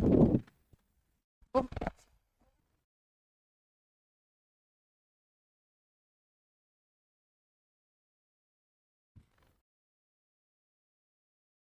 हाँ हाँ ठीक, चलो आ जाओ। इसका आंसर क्या होगा, हैजा, ठीक है, इन्फ्लुएंजा, सॉरी हैजा। हैजा किससे होता है, कॉलरा किससे होता है, विब्रियो कॉलेरी नामक बैक्टीरिया से होता है। बाकी आपको पता है। ये थोड़ा जूम नहीं हो सकते हैं कमेंट, आज मुझे दिख नहीं रहे हैं प्रॉपर, हल्का सा जूम आउट कर दो। हाँ अभी ठीक लग रहा है। एड्स एचआईवी से होता है, आप सभी लोगों को पता है, ठीक है, वायरल डिजीज है। मलेरिया प्लाज्मोडियम से होता है, आपको पता है, प्रोटोजोन डिजीज है। तीसरा क्या है, टीबी माइकोबैक्टीरियम से होता है, बैक्टीरियल डिजीज है। चौथा क्या है, इन्फ्लुएंजा बैक्टीरियल डिजीज है। कौन सा बैक्टीरिया है, विब्रियो कॉलेरी, इन्फ्लुएंजा नहीं है, इन्फ्लुएंजा वायरस है, ठीक है। चलिए आगे चलते हैं। ईयर देखो उन्होंने मेंशन नहीं किया है, कोई बात नहीं। निम्नलिखित मानव रोगों में से कौन सा रोग जीवाणु से होता है। जीवाणु जनित रोग के बारे में बताना है आपको। अभी मुझे सही दिख रहा है जी, बिल्कुल, किशन कुमार शर्मा। तो याद करो ना क्लास में बोल बोल के, चलो। बैक्टीरियल डिजीज, निम्नलिखित में से कौन सी एक बैक्टीरियल डिजीज है। हाँ बैक्टीरियल डिजीज पूछी गई थी। क्या क्या बैक्टीरियल डिजीज बताई थी, डिप्टी, कुटनी, कासी गए हैं। डिप्थीरिया, प्लेग, टीबी, टेटनेस, कुटनी से क्या बताया था, कुष्ठ रोग, टाइफाइड, निमोनिया, कासी, काली खांसी, का से क्या बताया था, काली खांसी, वूपिंग कफ, सा से सिफिलिस बताया है, कासी गए हैं। गोनोरिया, एंथ्रेक्स एंड हैजा, ये सभी आपकी क्या थी, बैक्टीरियल डिजीज थी। डी, डी है, डी वाले कौन है जी, ये क्या हो जाएगा, टाइफाइड, ठीक है। टाइफाइड क्या है, बैक्टीरियल डिजीज है। इसके अलावा अगर आप हेपेटाइटिस की बात करेंगे, पोलियो की वायरस करेंगे, या खसरे की बात करेंगे, ये सभी क्या है आपकी वायरल डिजीज है। शरीर में, ओके, शरीर में अगर कैल्शियम ऑक्सलेट की मात्रा बढ़ जाती है तो उससे क्या दिक्कत होती है। शरीर में अगर कैल्शियम ऑक्सलेट यानी कि कैल्शियम के सॉल्ट की अमाउंट जो है वो इंक्रीज हो जाती है तो क्या होता है, एक्सेस अमाउंट में अगर कैल्शियम पहुंच गया है शरीर के अंदर तो वो क्या करेगा, ब्रोंकाइटिस हो जाएगा उससे, या मधुमेह रोग होगा, पथरी, किडनी स्टोन हो जाएगी, या मेनिंजाइटिस हो जाएगा। बताइए, ब्रोंकाइटिस क्या है, ब्रोंकाई, श्वास नलियों में सूजन आना। मधुमेह रोग क्या है, इंसुलिन की कमी। मेनिंजाइटिस क्या है, दिमाग के ब्रेन की जो कवरिंग है जिनको मेनिंजेस बोलते हैं उनमें स्वेलिंग आना, उनपे इन्फ्लामेशन होना, ठीक है। तो ये मेनिंजाइटिस है। आपके पास बचा क्या है, पथरी। पथरी क्या है, कैल्शियम ऑक्सलेट के क्रिस्टल, इनसॉल्वेबल क्रिस्टल, ठीक है, दैट इज पथरी, पथरी स्टोन।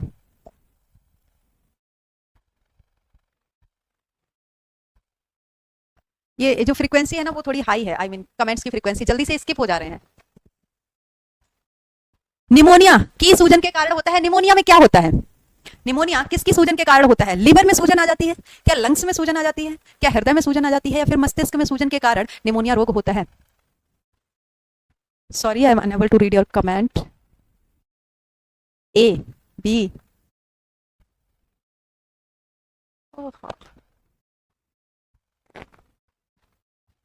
एक बार ये देख लें कि मैक्सिमम बच्चे जो हैं वो ए और बी के बीच में ऑप्शन देते हुए नजर आ रहे हैं। निमोनिया किससे संबंधित है? लंग से संबंधित है। ठीक है, लंग्स में क्या हो जाता है? फ्लूइड भर जाता है और सूजन आ जाती है, फेफड़े जाम हो जाते हैं इसमें। निम्न में से किस कृमि के कारण फील पाव होता है? फील पाव, एलिफेंटियासिस या फिर फाइलेरियासिस इसी को बोलते हैं। फील पाव या हाथी पाव बोलते हैं। अच्छा, कह रहे हैं कमेंट जूम करने से लेट पहुंचेगा आपका, ऐसा भी होता है क्या?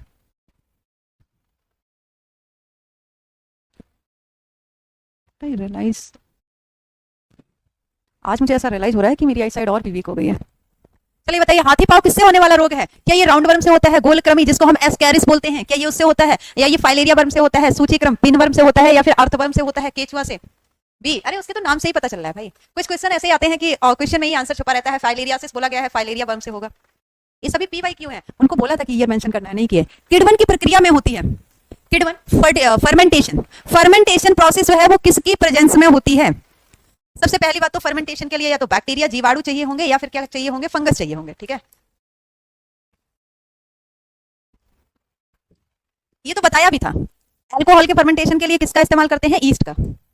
ब्रेड के फर्मेंटेशन में भी ईस्ट का इस्तेमाल करते हैं। कुछ कुछ पनीर है जिनमें बैक्टीरिया का इस्तेमाल किया जाता है। निम्न में से कौन सा पौधा थैलोफाइट समूह में वर्गीकृत नहीं है? ओके, क्वेश्चन अच्छा है, क्वेश्चन अच्छा है। किडवन की प्रक्रिया में ईस्ट होता है। जी हाँ, ईस्ट होता है और कुछ कुछ बैक्टीरियाज भी होते हैं मोदी जी, लेकिन यहाँ पे ऑप्शन में आपको ईस्ट दिया गया है तो वो क्या हो जाएगा? ईस्ट हो जाएगा। क्वेश्चन देखिए, ध्यान से देखिए, अच्छा क्वेश्चन है। क्वेश्चन ये कह रहा है कि निम्न में से कौन सा पौधा है जिसको थैलोफाइट समूह में वर्गीकृत नहीं, थैलोफाइट समूह में वर्गीकृत नहीं होता है? थैलोफाइटा में किसको रखा था? शैवाल को रखा था। ठीक है, शैवाल को बोला था थैलोफाइटा। तो आपको एक एग्जांपल ढूंढना है शैवाल के अलावा। पादप ग्रुप में अगर आप देखेंगे तो आपको 5 ग्रुप बताए थे। पहला क्या बताया था? एल्गी बताया था, जिसको हम थैलोफाइटा भी बोल रहे थे, लिखवाया भी था आपको। ठीक है, एल्गी जिसको हम थैलोफाइटा बोलेंगे। दूसरा आपके पास क्या था? ब्रायोफाइटा था। तीसरा आपके पास टेरिडोफाइटा था। चौथा आपके पास क्या था? जिम्नोस्पर्म था। और लास्ट में आपने क्या देखा था? एंजियोस्पर्म। 5 ग्रुप देखे थे, 5 समूह देखे थे, 5 डिवीजन देखे थे। यहाँ पे डिवीजन बोलेंगे। ठीक है, तो अब आप ये बताइए कि वो एक कौन सा एग्जाम्पल है जो कि एल्गी का एग्जाम्पल नहीं है, यानी कि थैलोफाइटा का एग्जाम्पल नहीं है? जी लिखाया तो थे एग्जाम्पल्स, याद है? हाँ, ये एग्जाम्पल मैंने नहीं लिखाया था। उल्वा, उल्वा एक सवाल है। उल्वा क्या है आपका? एक सवाल है। अभी तो आप बता ही सकते हैं, बाकी एग्जाम्पल मैंने लिखाए हैं, मुझे याद है। तो क्या कह रही है जनता? देखो, उल्वा नया था तो उल्वा ही आंसर दे रहा है। अरे नहीं, उल्वा सवाल है आपका। कारा, कारा भी सवाल है। लिख लो, लिख लो एक बार। अगर वहां पे सारे एग्जाम्पल नहीं लिखे हैं तो लिख लो। रिक्सिया तो आपको याद आ रहा होगा। रिक्सिया, मार्केंसिया, ये सभी क्या है? आपके ब्रायोफाइट हैं। ये सवाल की श्रेणी में आएगा, ये भी सवाल की श्रेणी में आएगा। सवाल का उदाहरण है उल्वा। और स्पायरोगायरा भी क्या है आपका? ग्रीन एल्गी का एग्जांपल है। कारा भी ग्रीन एल्गी है, उल्वा भी ग्रीन एल्गी है। ये आपका क्या है? ब्रायोफाइट्स है, ब्रायोफाइट्स। चलिए आगे चलते हैं। हाँ, आप लोगों ने अटेंड किया ये वाला क्वेश्चन? कर दिया? आंसर क्या हो जाएगा? रिक्सिया, रिक्शिया पी। जी हाँ, रिक्सिया पी। ओके, प्रवीण सिंह, प्रवीणा सिंह, गोपाल, धर्मेंद्र। अभी धीरे धीरे चल रहे हैं। ऑपरेशन सिंदूर, जय हिंद, जय हिंद, जय हिंद।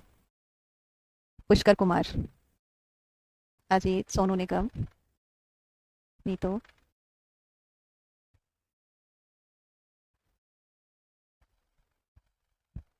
अलका कुमारी मौर्य, बी। हाँ ठीक है, आगे चलिए, अगला क्वेश्चन देखते हैं। कह रहे हैं कौन सा वो समूह है जिस समूह के पौधों को सामान्यतः शैवाल कहा जाता है? इस क्वेश्चन का आंसर तो लीक हो चुका है हमसे। अरे कुंदन, आपसे मेरी क्या दुश्मनी होगी? कैसी बातें करते हैं आप सुबह सुबह उठ के? ऐसी बातें कौन करता है? किसी से मेरी पर्सनली कोई दुश्मनी नहीं है। आइए,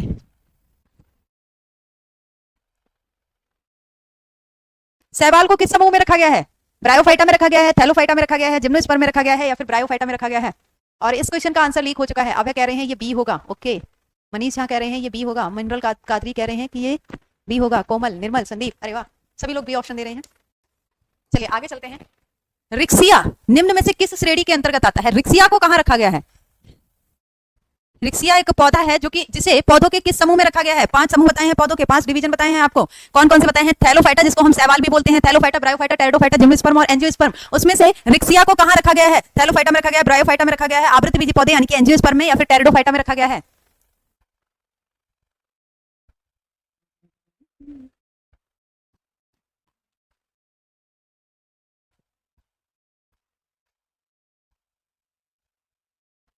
कविता क्या होगा ये? ब्रायोफाइटा। अभी भी तो पीछे बताया है। रिक्सिया क्या है? रिक्सिया है, मार्केंसिया है, ये सभी क्या है? स्फैगनम जो कि एक मॉस है, इन सभी को कहां रखा गया है? ब्रायोफाइटा में रखा गया है। टेरिडोफाइटा समूह के पौधों में नहीं पाए जाते हैं। बढ़िया क्वेश्चन है। वो कौन सी संरचना है? ब्रायोफाइट्स। जी जी हाँ, रिक्सिया को कहां रखा गया है? ब्रायोफाइट्स में। ओके, अतुल, मोदी, सोनू, आकाश। चलिए आइए, प्रवीणा। क्वेश्चन अच्छा है। कह रहे हैं कि वो कौन सी संरचना है जो टेरिडोफाइट्स में नहीं पाई जाती है? क्या ये पत्ती है? क्या ये रूट्स है? क्या ये स्टेम है? या फिर ये फ्लावर्स हैं? बताइए क्या होगा? क्या होगा? जड़, तना, पत्ती या फूल? कौन सी वो संरचना है जो टेरिडोफाइट में नहीं पाई जा रही?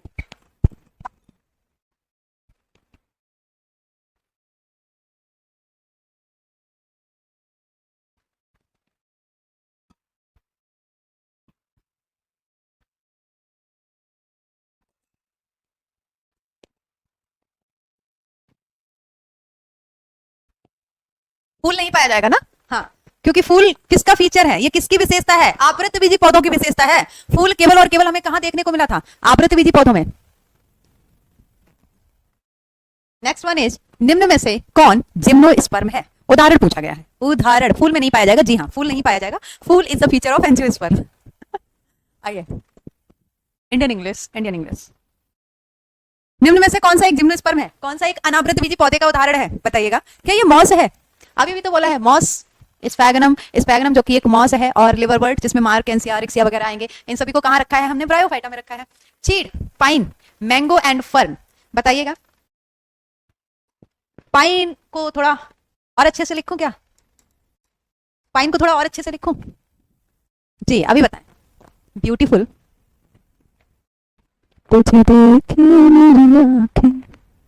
ये क्या हो जाएगा? देखो, फर्न हमने कहाँ पढ़ा था? अच्छा, अगर रिवीजन किया होगा ना क्लासिफिकेशन में, जो ये पढ़ाए थे ना प्लांट किंगडम, प्लांट किंगडम का अगर रिवीजन किया होगा तो पक्का याद आएगा कि फर्न आपको कहाँ लिखाए थे? टेरिडोफाइटा में लिखाए थे। मॉस आपको कहाँ बताए थे? ब्रायोफाइटा में बताए थे। और इसके अलावा आम तो आपको पता ही है कहाँ लिखाया था? द्विबीजपत्री। कहाँ पे? एंजियोस्पर्म में। चीड़, हाँ, ये क्या होगा आपके पास? पाइनस। पाइनस है, साइकस है, सिकोया है। ठीक है, ये सभी कहाँ लिखाए थे? जिम्नोस्पर्म में लिखाए थे। नेक्स्ट कह रहा है, फिर से एक बार देखते हैं। ये आपके पास एल्गी है, उसके बाद आपके पास ब्रायोफाइट आई, उसके बाद आपके पास टेरिडोफाइट आई, देन आपके पास जिम्नोस्पर्म आई, और लास्ट में आपके पास क्या आए? एंजियोस्पर्म आए। कौन सा पौधों का वो समूह है जिसमें फल के अंदर बीज मौजूद होता है? फल के अंदर बीज मौजूद होता है। सीड देखने को कहां से मिला था? सीड हैबिट स्टार्ट हुई थी टेरिडोफाइट से, लेकिन एक्चुअल में सीड कहां देखने को मिला था? जिम्नोस्पर्म में। जिम्नोस्पर्म में कैसा सीड देखने को मिला था? देखिए, इस तरह के कमेंट मत करिए कि आप मेरा कमेंट नहीं देख रहे हैं, क्योंकि कमेंट बहुत फ्रीक्वेंट चल रहे हैं, पहली बात। और दूसरी बात, आज मुझे थोड़ा इशू हो रहा है देखने में। आओ, तो मैं ओवरऑल देख लेती हूँ कि कौन से कमेंट ज्यादा आ रहे हैं, ए वाले, सी वाले, या ए वाले। ओके, मतलब पढ़ाई की है। ओ मोदी जी, आपने मेरी बात को सीरियस ले लिया है क्या? मैं देख पा रही हूँ आपने मेरी बात को सीरियस ले लिया है। दैट इज आवृतबीजी पौधे। ठीक है, जिम्नोस्पर्म में सीड तो देखने को मिला था, लेकिन कैसा बीज देखने को मिला था? नग्न बीज देखने को मिला था। आवृतबीजी पौधों में हमने क्या देखा था? फल के अंदर बीज देखा था। अगला क्वेश्चन है, ओके, फूल जो है वो कौन सा ग्रुप है जिसके प्रजनन संबंधी भाग फूल में स्थित होते हैं? वो कौन सा पौधों का वो कौन सा समूह है जिसमें रिप्रोडक्टिव ऑर्गन जो है वो फ्लावर में प्रेजेंट होते होंगे? ऑब्वियसली बात है, जो फ्लावरिंग प्लांट होंगे वही होंगे। तो कौन है ये बताइए? पौधों का वो कौन सा समूह है जिसमें प्रजनन तंत्र फूल में स्थित होते हैं? पुष्प में। वो संरचना याद करो, थैलस बताया था। फूल मतलब फूल के जो पार्ट होते हैं, फ्लावर पार्ट, वो जिस हिस्से से कनेक्ट होते हैं उसको हम थैलस कहते हैं, थैलेमस कहते हैं। इस थैलेमस पे क्या था? छोटी छोटी वाली पत्तियां थी जिनको हम कैलिक्स कह रहे थे।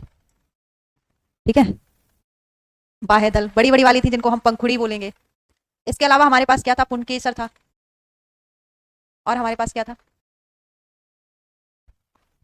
चलिए, अभी क्या आंसर आ रहा है? सी आंसर आ रहा है। हाँ, सी आंसर कौन दे रहा है भाई?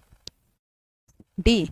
मोदी जी कह रहे हैं ये डी होगा, महाराणा प्रताप कह रहे हैं ये सी होगा, मनरोल कादरी कह रहे हैं सी होगा, आशीष सी नहीं होगा बेटा। फ्लावरिंग प्लांट यानी कि देखो जहां फूल की बात कर दी गई है ना तो वहां आपको सोचना ही नहीं है, फूल की बात कर दी गई है तो फूल तो पौधों के समूह में एक ही समूह की विशेषता थी, that is angiosperm. Flowering plant पुष्प जो है, पुष्प किसकी विशेषता है? एंजियोस्पर्म की विशेषता है, डी होगा।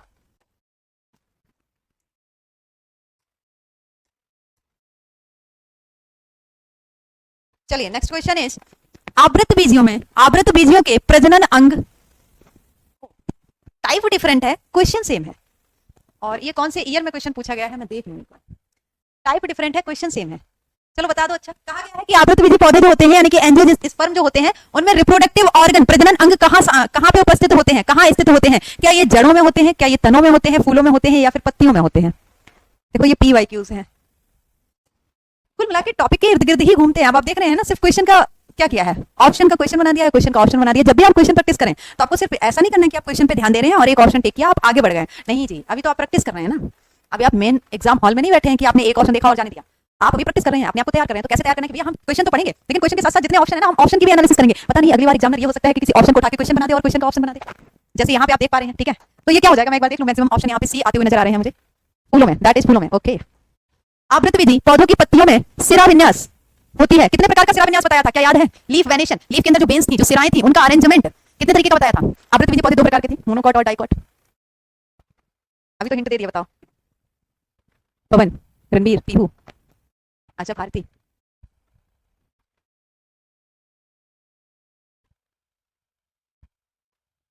क्या कह रहे हैं? दो, हाँ, कौन कौन से दो बताए थे, जरा एक बार नाम बता दो, कौन कौन से दो वेनेशन बताए थे? चलो मैं यहाँ पे आपको पूछ रही हूँ, मोनोकॉट की अगर हम बात करेंगे, एक बीजपत्री की बात करेंगे, एक बीजपत्री पौधों में किस प्रकार का शिराविन्यास देखने को मिलता है? एक बीजपत्री पौधों में किस प्रकार का शिराविन्यास था, और द्विबीजपत्री पौधों में किस प्रकार का शिराविन्यास था? नहीं, दो प्रकार का तो था, वही पूछ रही हूँ, एक बीजपत्री में कौन सा बताया था और द्विबीजपत्री में कौन सा बताया था? सौरभ कुमार जल्दी बताओं, एक बीजपत्री पौधों में कौन सा शिराविन्यास होता है? समांतर, parallel, okay, parallel and reticulate, parallel, समानांतर। समानांतर कहाँ होता है? सीधी लाइन में होते हैं। मूसलाधार, जड़ की बात नहीं हो रही है, पत्तियों की बात हो रही है, कहाँ खोयो? एक बीजपत्री में समानांतर शिराविन्यास होता है और द्विबीजपत्री में कैसा होता है? जालिकाबद्ध शिराविन्यास होता है, ठीक है? निम्नलिखित में से कौन सा अपने जीवन काल में एक बार ही फूल और फल देता है? PYQ, कौन सा वो फल है जो अपने जीवन काल में एक ही बार फल और फूल देता है? इसका आंसर तो पीच आड़ नहीं है, अमरूद नहीं है, फेक भी नहीं है, अंजीर, बनाना। लेकिन मैंने ऐसा देखा है कि केले जो होते हैं उसको तो हम बार बार आते रहते हैं, वो फली। डी, नहीं डी सही तो है, लेकिन ये बताओ, मुझे ऐसा लगता है केले भी एक ही बार फल आता है, ओके। चलो, केले का खाने योग्य हिस्सा क्या कहलाता है? केले का खाने योग्य हिस्सा क्या कहलाता है? फल वित्ती है क्या ये? अंतः फल वित्ती और मध्य फल वित्ती है, बाह्य फल वित्ती है, बाह्य फल वित्ती और मध्य फल वित्ती है। अच्छा, एक पेड़ पे, हाँ नहीं वो तो मैं समझ रही हूँ। आइए बताइए, केले का खाने योग्य भाग क्या है, जल्दी बताओ, क्विक। इसके बाद आपको एक थोड़ा सा एक कॉन्सेप्ट बताना है।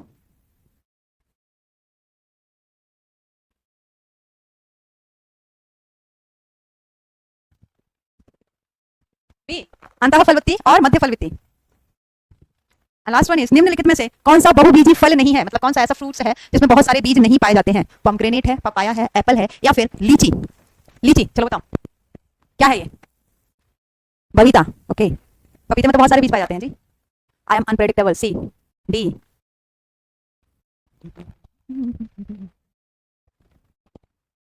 ग्राउंड नट का, अच्छा हाँ पहले इसका आंसर बता दो, दैट इज सी। हाँ ये क्या हो जाएगा? लीची। अरे हम सबने देखा है भैया, सेब भी सबने खाया होगा, अनार भी सबने खाया होगा, ठीक है, एप्पल भी सबने खाया होगा, लीची भी खाई होगी, तो इसका आंसर क्या हो जाएगा? लीची। सॉरी, ग्राउंड नट में यानी कि मूंगफली का खाने योग्य हिस्सा कौन सा होता है? मूंगफली का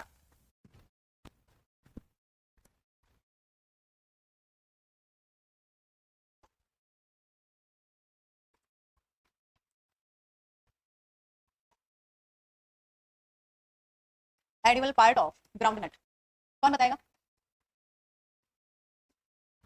थोड़ा ज्यादा बड़का बड़का सा लिख दिया है।